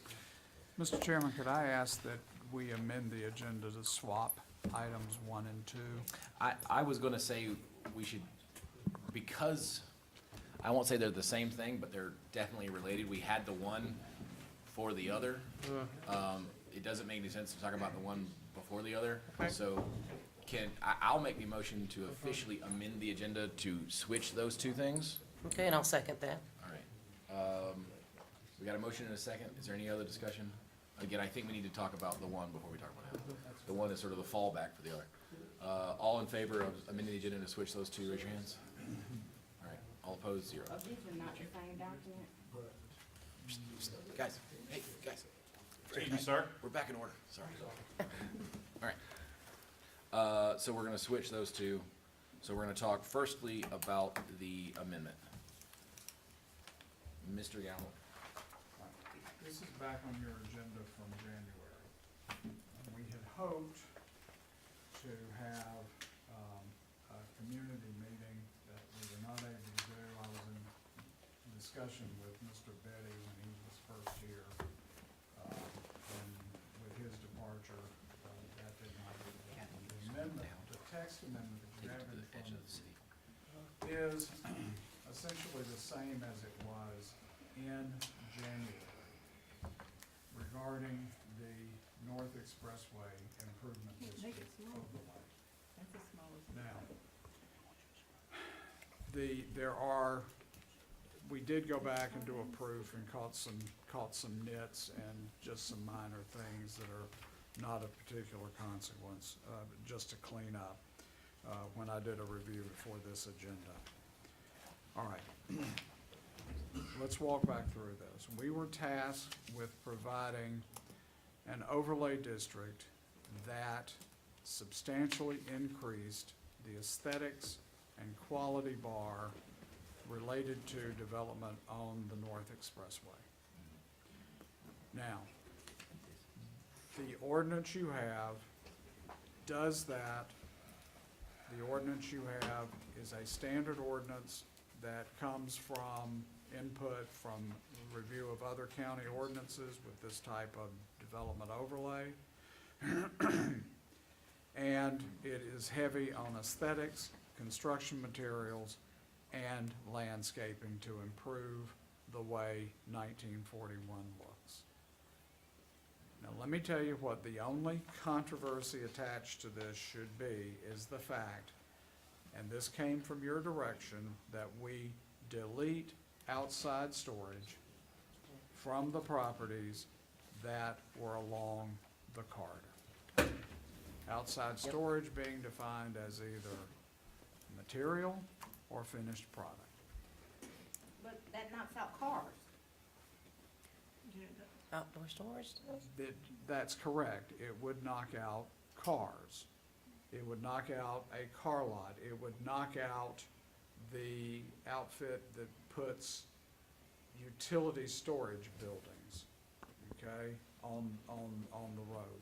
Now, y'all need to approve this ordinance, but let me propose, if y'all are desiring to still allow outside storage, there is only one amendment that is necessary. And if you will look at planned commercial development, What page is that? that's page 4, the definitions number 3 under permitted uses. We would add, we've got, right now, you're allowed C1, highway commercial, C1A, neighborhood commercial. Those do not allow the outside storage. Now, if you want to allow outside storage, this requires one amendment that you can make tonight, and that is, we include heavy commercial as one of the districts where the permitted uses are allowed. That's the use, that's the zoning district where outside storage is allowed up 1941. Could we put that into D on page 5 there, extraordinary developments, and say we will allow the heavy commercial for the, for the purpose of outside storage. Commissioner, Uses that of goes teaching. back to the theoretical we had about the Bentley dealership showing up on 1941. Would the Bentley dealership be an extraordinary development? That is another option. But that is really the only controversial part of this as applied to the uses. That's what Travel Park was talking about before. That's when we were here before. The only other thing that I have heard regarding the overlay is that there would be some desire that it be extended to the east to cover Old Atlanta Road. Now, what I would ask there is, if there is the desire to extend it, that it would go not to Old Atlanta Road as the boundary, but the railroad on the other side of Old Atlanta Road. And that we do a separate amendment to identify a new map. All right, there's method in the madness for this, so we can get this in, we can get the ordinance in with the current proposed map that Kathy has on your screen. And then we come back and very quickly go through the ordinance process to extend the boundaries of the district to the railroad on the east of Old Atlanta Road. I don't view that as significant a change as us resolving whether y'all are willing to allow outside storage within the overlay, and whether we add in the permitted uses for heavy commercial, or the other option being add that in as an extraordinary use or extraordinary consideration. And those can be done quickly and with the addition of one zoning district in section 3 on page 4, or the addition of one number on D on page 5. And y'all can approve it tonight with the amendments you tell us to make, if you want to do it. I'd like to do it under D and make it, have a higher bar than just a standard use. Like, yeah, you can have outside storage. I'd like to be like, you can have outside storage if like, If someone came down on AKB and wanted to put a car lot, they could not do anything unless they went 500 feet off of AKB. Is that 500 feet off the center line, or 500 feet from the edge of the road? It's 500 feet from the right of way, I believe. Okay, so that is clearly set up as a delineation. And if somebody wants to do something different, then they need to come to us for a special exception or a variance. It seems to me that on this map, if we're considering going over to the railroad, which I think is a great idea, I think we should also look at what we did at AKB on the other side, so that we could have a clear delineation from where the work area is. And if someone needs to do something within that area, they can come back to us, either asking for a variance or a special exception to make a change. But my thought process was not necessarily that we would not have outdoor storage. My thought process was that we're not gonna have outdoor storage just right on the road. You know what I'm saying? You can't build your stuff right next to the road where you can park cars and bicycles in the right of way and in the ditch. but like car lots, is technically outside storage. And so you would limit No, I traffic don't from want putting to. the cars out there, you know what I I mean? mean, personally, I don't think it's a bad thing to have car lots because people buy cars. Well, But not necessarily right on the front of the road. So if you came with a new car lot, you need to develop, you basically have a driveway where you have to go into where you get to the car lot, as opposed to every car in the lot being right up next to the road. And basically, there's no kind of aesthetics to the front of the area. Some places that we have car lots that look okay, but some of them are atrocious. Sure. So I Sure. think what we're, in trying to clean up the corridor, we're trying we're trying to keep all this stuff from right on the Require side only of new the edge of the inventory road. within so. Sure, and I think in talking about this a little while back, I know we mentioned, and I'm not that she's gonna do this or not, but if Chronic did decide to extend, you know, and they wanted to kind of create and build on top of their, dealership, that they would still be able to do that based on what we have right now, correct? Based on this? This, yes. If they decided, I would think that based on this, if we decided that there was a buffer, say on their side, if it went on that side, if it went to the railroad, then they would not be able to build the same way that they are. They would have to go back from the road some before they actually were able to, you know, they would have to come into us and say, we wanna be 200 feet back. Can we be 150 feet back instead of 500 feet? And that way, it gives us some control over what the front is gonna look like when someone comes in to do something new. We can control what something new looks like, but the other problem is gonna be fixing what we got there currently have. already. Yeah. Which is much harder. Yeah. Yes. The, But it just seems that if we set the corridor up, and we really haven't had any problems with it down on AKB, people come in and they know they're gonna have 100 or 200 feet, that they got to go off the road before they can start their construction. And I think that's gonna work well for us, but it just seems like it would be simpler for us to say, okay, 500 feet from the county line back to wherever it is, the city limits, that encompasses, I don't know if this goes to the county line here, does it? It Yeah, does. yeah. It Okay. runs from the northern city limit to the Henry County line. And Then, Commissioner, we can I address the 500 feet? yeah, We looked at that initially, and because of the fact that these lots along 1941 are developed, or most of them are already developed and smaller, the transferal of the distance in AKB over to the North Expressway didn't work right. I so agree. explain to me what you mean by Well, that. because. Oh, Chronic would have to move all the cars to the back. AKB, we Yeah, had the they're already benefit, But it's not fair. if we they're- had the benefit on AKB of a Clean road- slate. That's correct. And the adjoining property bordering AKB was virtually all undeveloped and in large tracts. Mhm. Okay. As a result, we've had, I think, great success with AKB. Mhm. And we are now seeing between the Industrial Development Authority's work with the lakes at Green Valley, we are getting, and coupled with the development that's going on at the 16 interchange, you all may not be aware of it, but you're going to be seeing zoning applications compliant with AKB coming in quickly. Yeah. And in a fair number of, I won't say all at once, but over successive months. So that has worked remarkably well, but we had the benefit, as you said, of a clean slate. We don't have anywhere close to a clean slate on 1941.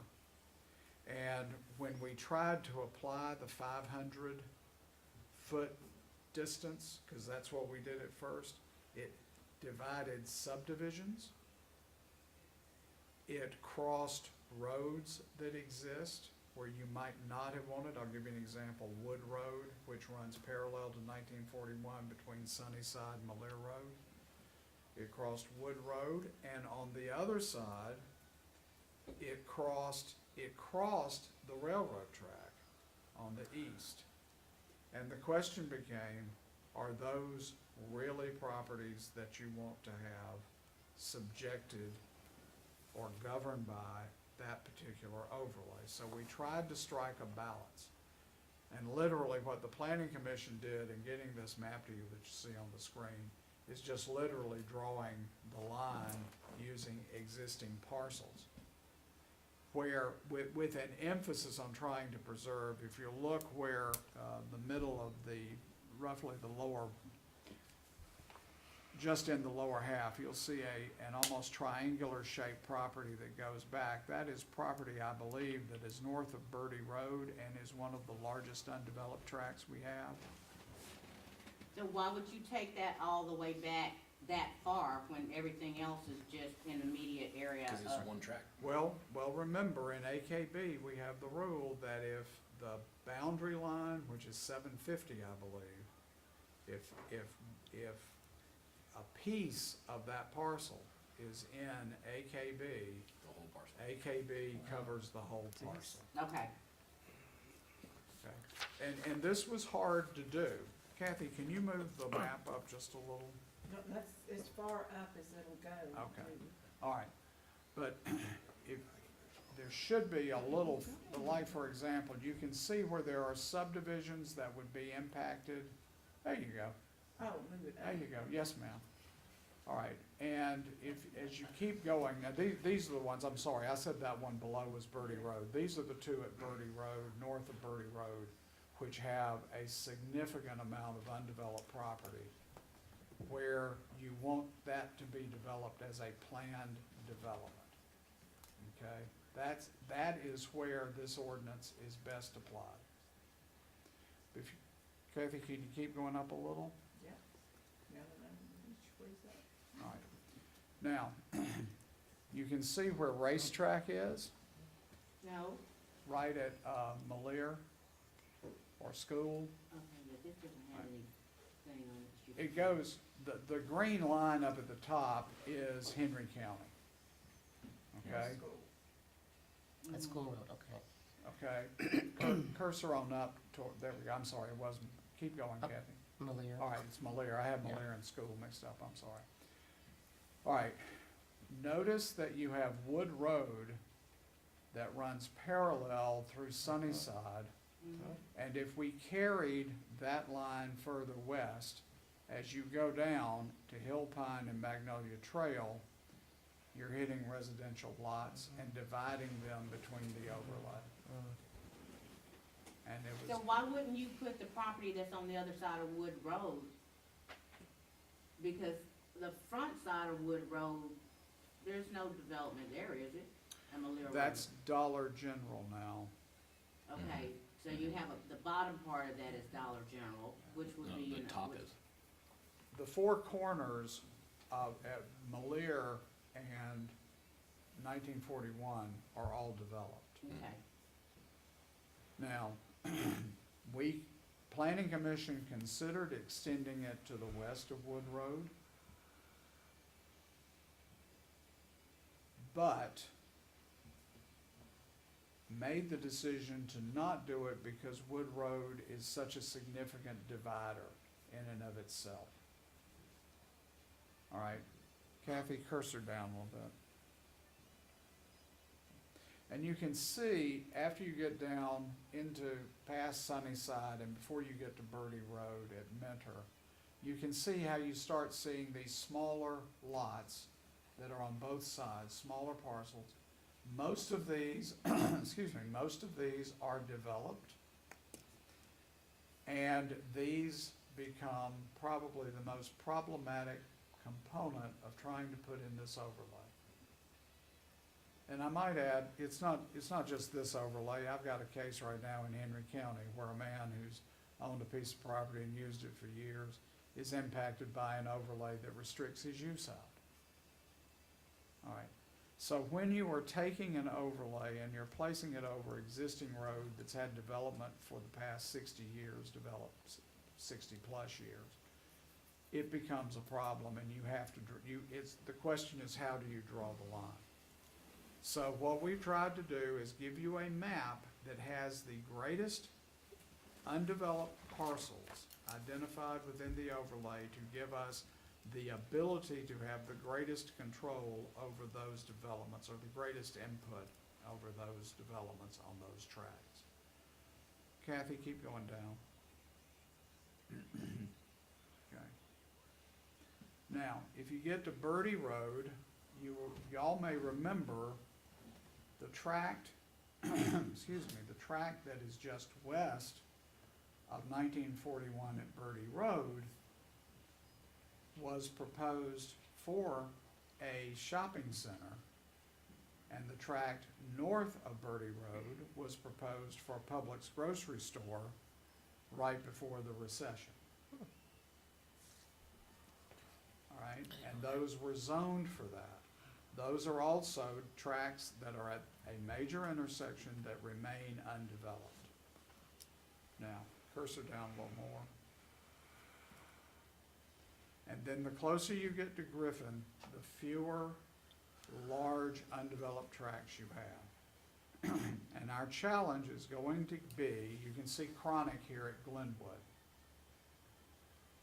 Our challenge is going to be how we get improvement, not on the undeveloped tracks, but on the ones that are developed.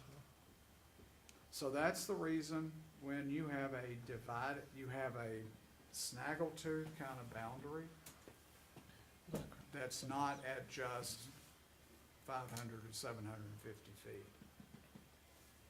On the east side, you could very easily carry that to the railroad, and that would not impact the residential lots that are across the railroad, which I believe is Kilgore. But it would the residential lots that are on the west side of the railroad. That's correct. It would. It would. And how is that any different than the lots that would be on the west side of 75? I mean, they would have the same mishap if anyone tried to do anything different on this side as they would on that side. So They would. I just don't understand how. They would. If you look down at the property just below Ryder Road, all right, that is the remnants of a mobile home park.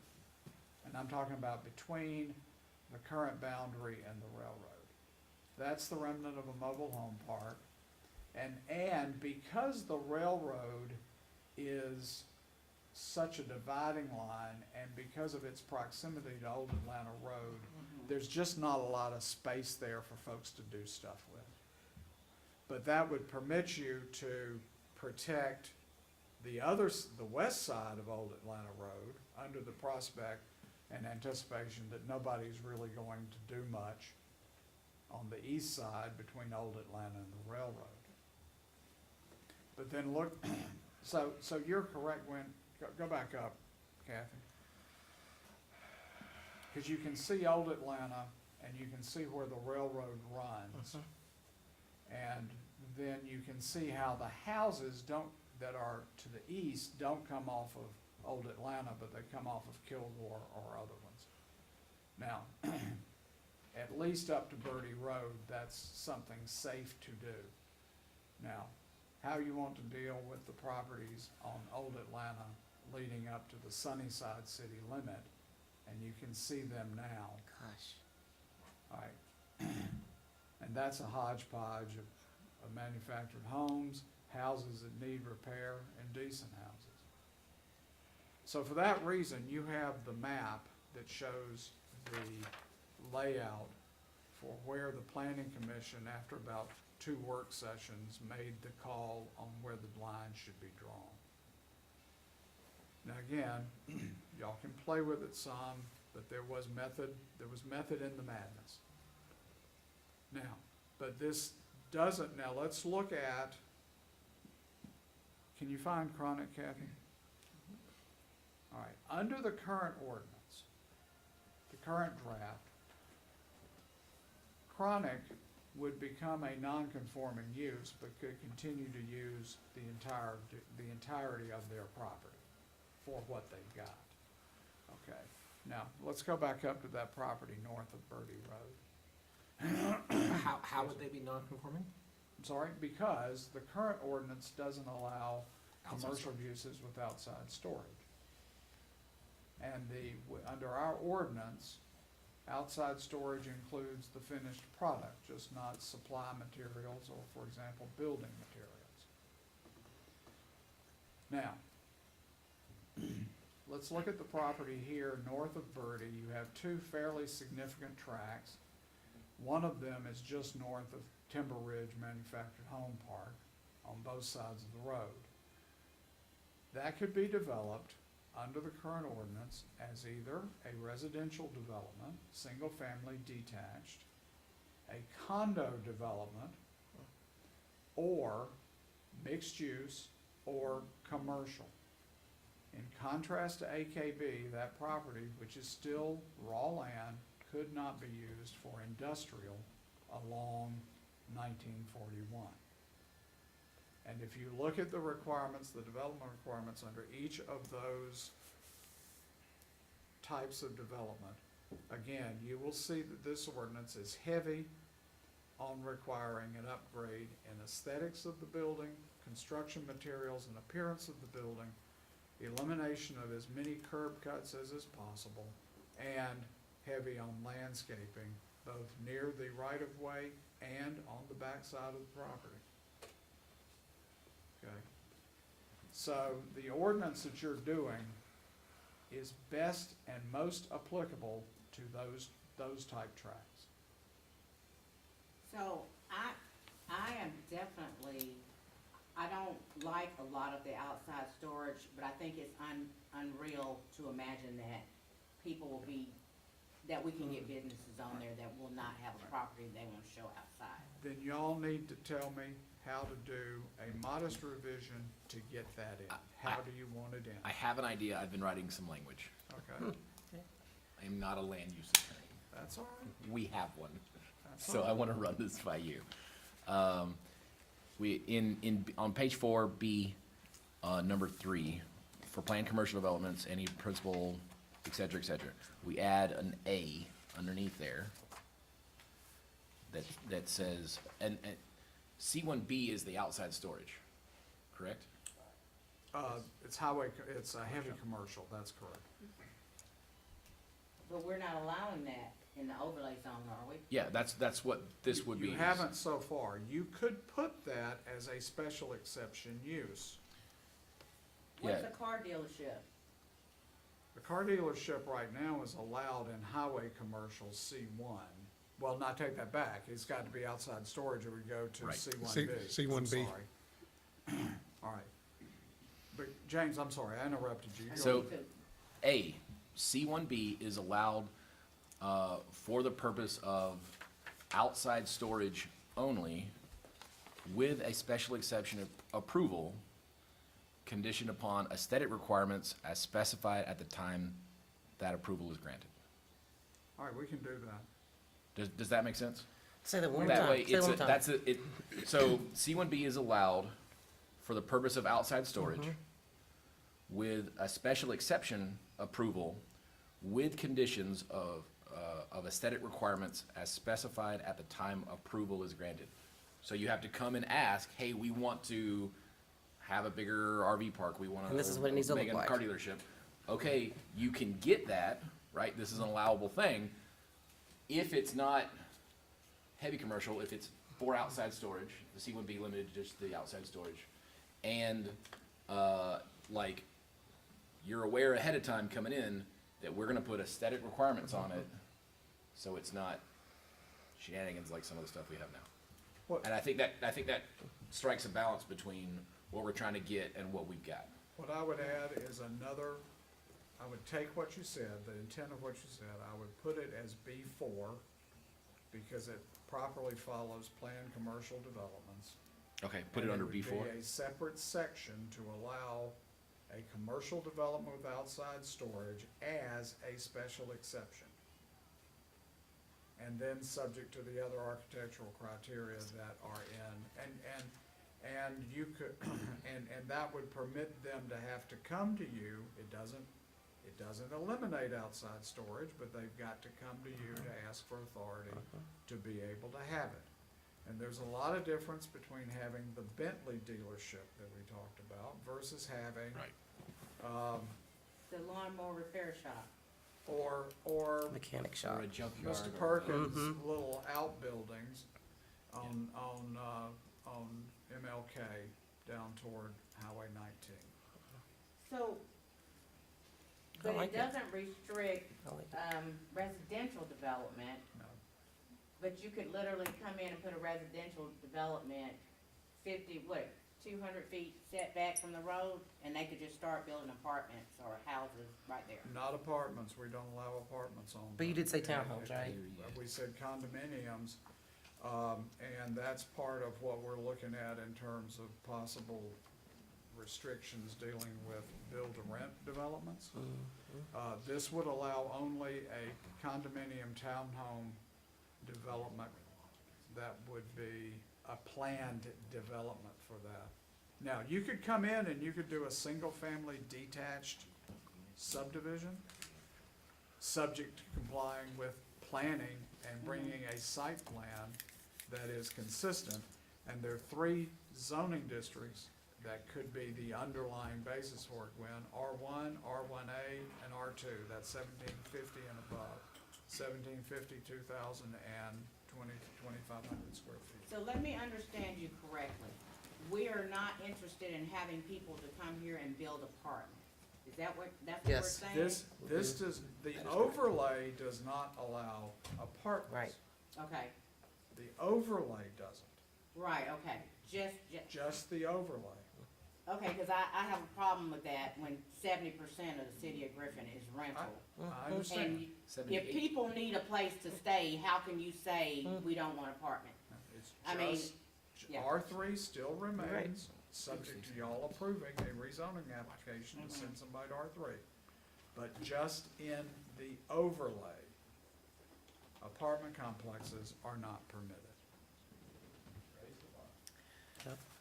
Raise the bar. Okay, so I think with that edit. Right. And then with the idea that we're gonna come back and edit the map.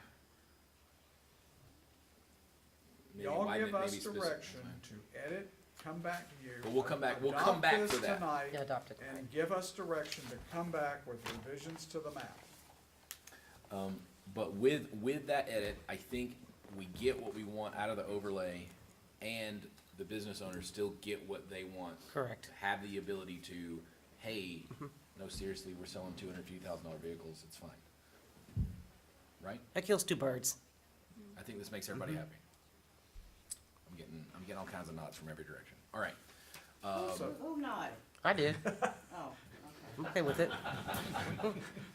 All right, the motion would be to approve with the amendment to allow planned commercial developments with outside storage as special exceptions under heavy commercial. Just as I said, the addition of B4 on page 4. The addition Which is to what, B4. which is what James added in. That's Yes. correct. Okay, so James, you said it, you make the motion. All right, so moved. Watch that. Boom. Is that the motion? Like what he said, yeah, so moved. Here's the motion. Do we have to lay it out? It does need to be restated. It Come would on. be better to be restated by y'all. You wrote it. Motion to approve as written with the amendment to page 4, B4, to allow for outside storage upon approval, As a special exception. as a special exception. And aesthetics, you said the aesthetics part piece in there. Yeah, with upon approval and with aesthetic requirements. Okay. Is that also to amend the map, to direct the staff to amend the map? Well, that's, But if you we're could, giving, let's we're do giving the- you directions to amend the map, And- so you can come back with the map. Correct. We're gonna do that another time. That That's is your, everyone's that's your, intent that's to- your motion, Yeah. right there. Okay, with the intention of coming back with the map. I'll second that. Okay. So this answers that question. What do we do about the existing mess there?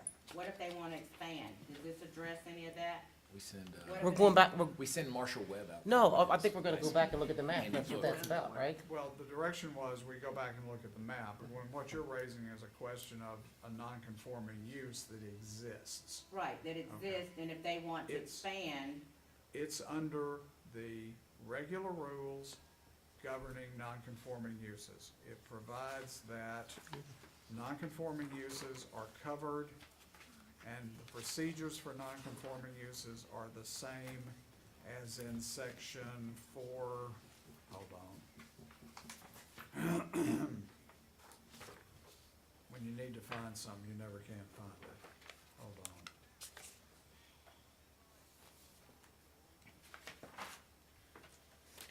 Non-conforming uses is on page 5 under E.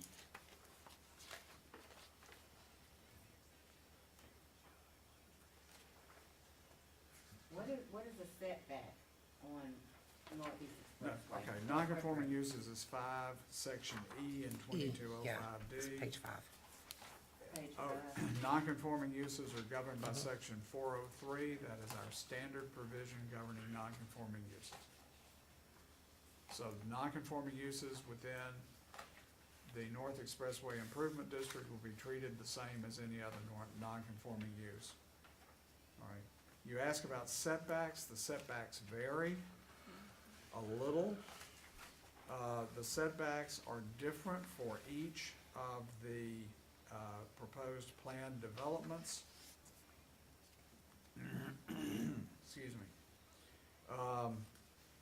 And there is a particular provision governing distance from the highway. Hold on a minute.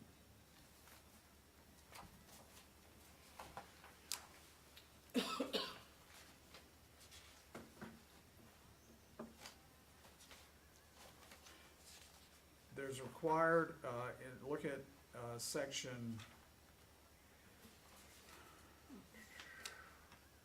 look at section 2208D on page 8.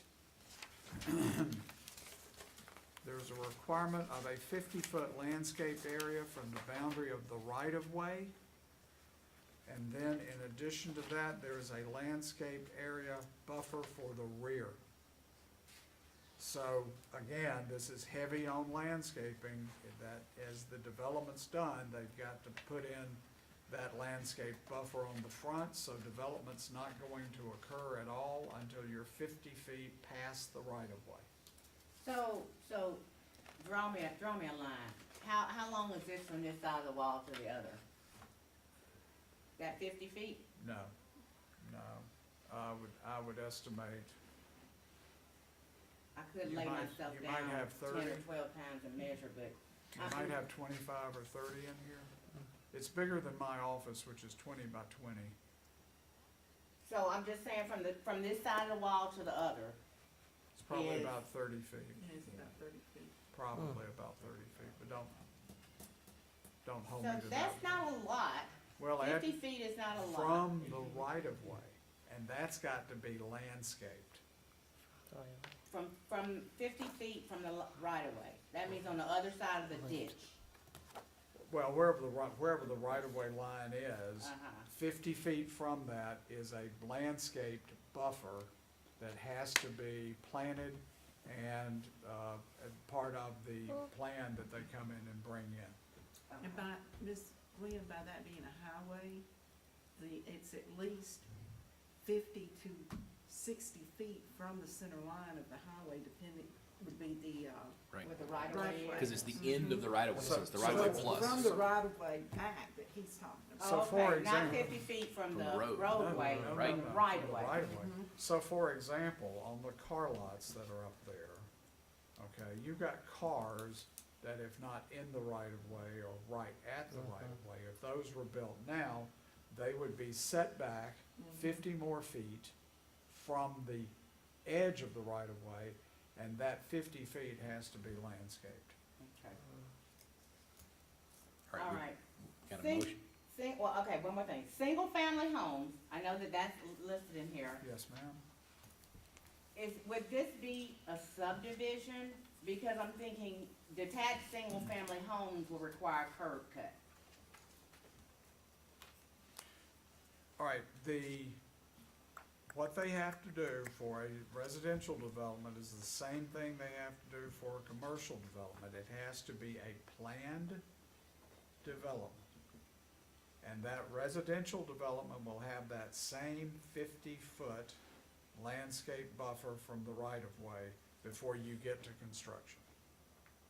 And they will have to come in and present a plan that shows the layout and shows the ingress and egress points. Now, that will be governed by DOT, though we have a section in here, like we did in AKB, that attempts to limit curb cuts for new developments and requires them to try to interconnect with something that's around there. But this is a whole lot harder than AKB, where you've got, as you said, the clean slate. Let me see if I can find the provision on the curb cuts.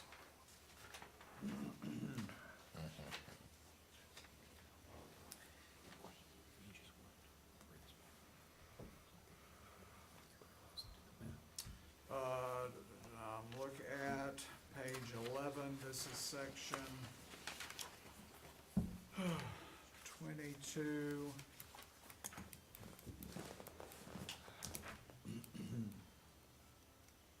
(2208D). Excuse me. I, which deals with development of future roads, that includes whether it's a residential neighborhood or whether it's a commercial development. And I know there's I know where the provision is. It says you discourage curb cuts, but I can't find it again.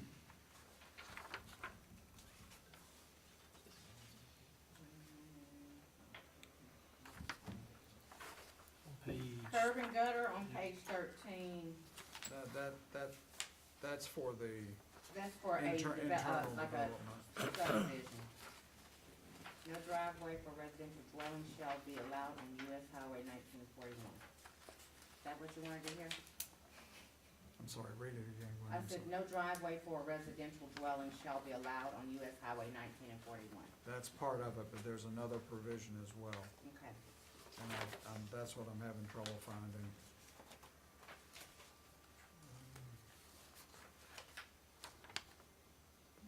Ingress and egress? Nope. Hang on.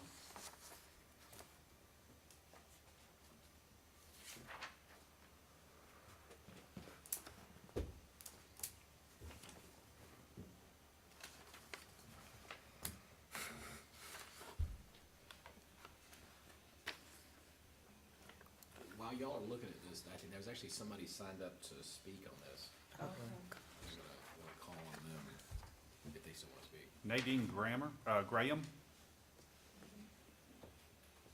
Ms. Graham?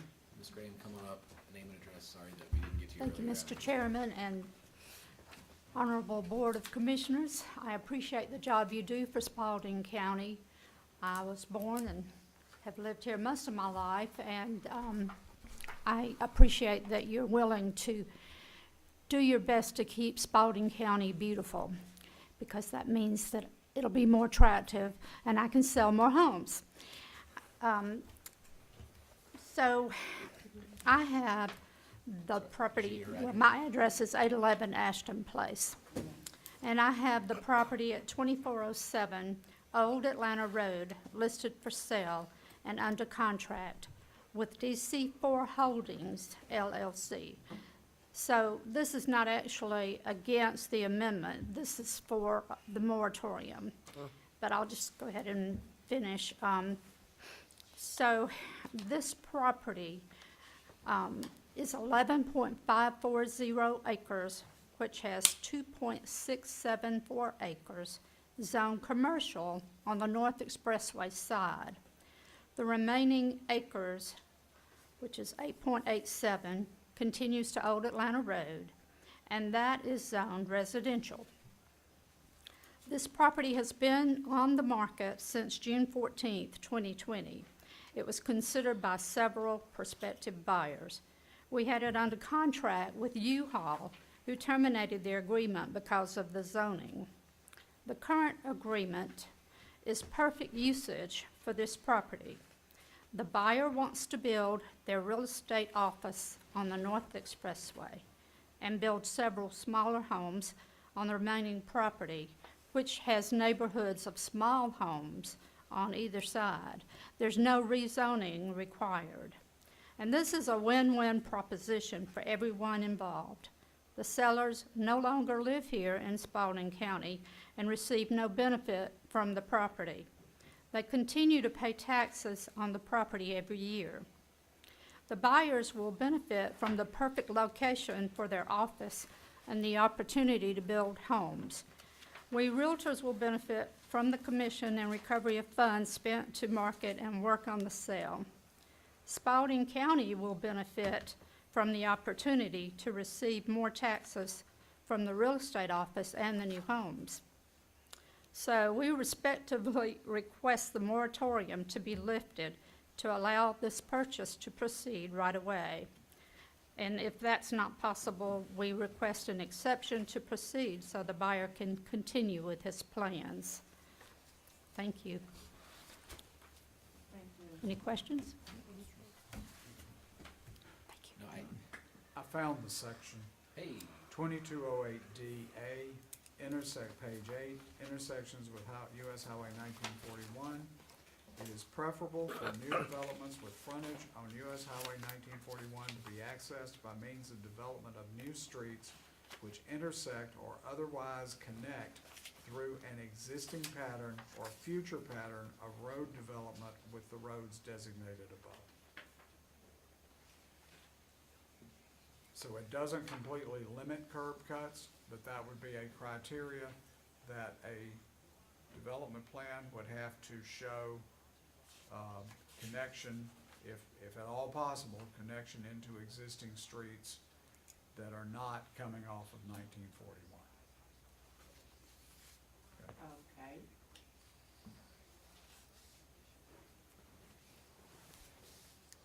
any other questions, Gwen? Any further discussion? Hearing none. Sorry. Was anybody else No. signed up to speak? Yeah. No All one those else in, was- no, that was it, that was, anybody, that was, That was it. yeah, No one else signed up. okay. So we're directing him to go to the Georgia 3 on the other side of the railroad track and then leave the western side as is, Yes, ma'am. as far as the map is concerned. And that will be Wait, I done by. thought we were going to the railroad track. I'm sorry. Railroad track. and- Railroad track and railroad then follow this line that's over here on the other side. Do we need, does that need to come back for another vote with a new map? We'll bring the new Yeah. map back That was for part of the another motion. vote, but let's get the map we've got in. That's what I thought. Yep. And let me also address Ms. Graham and the moratorium. If you approve this, It's the intention if to. you approve this, the moratorium generally will expire on its own at the end of March 31st. Now, because we do not have the townhome provision or condominium provision completed, because we had trouble finding a prototype to be able to use for that.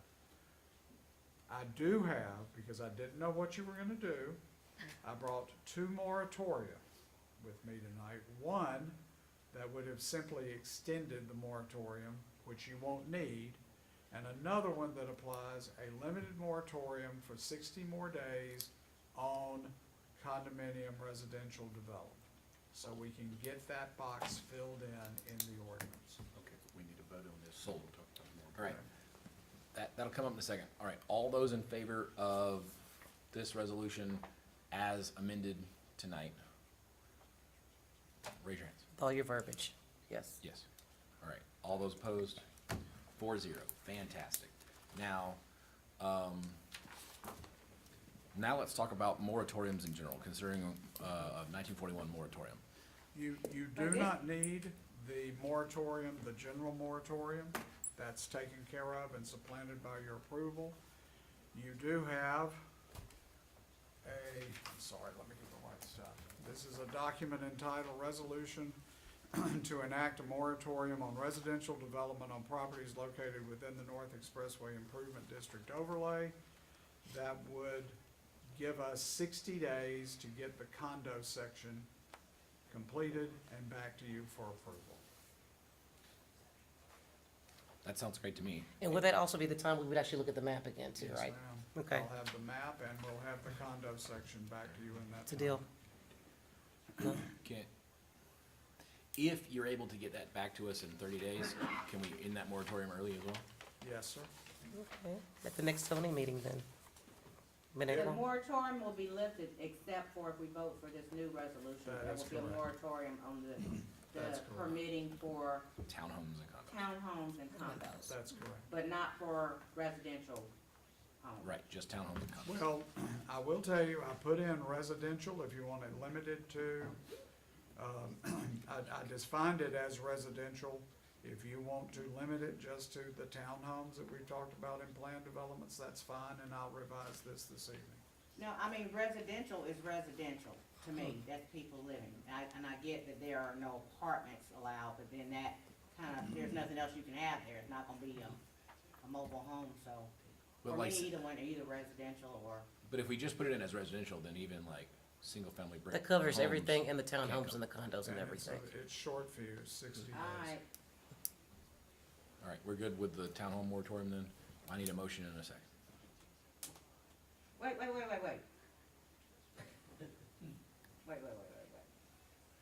So,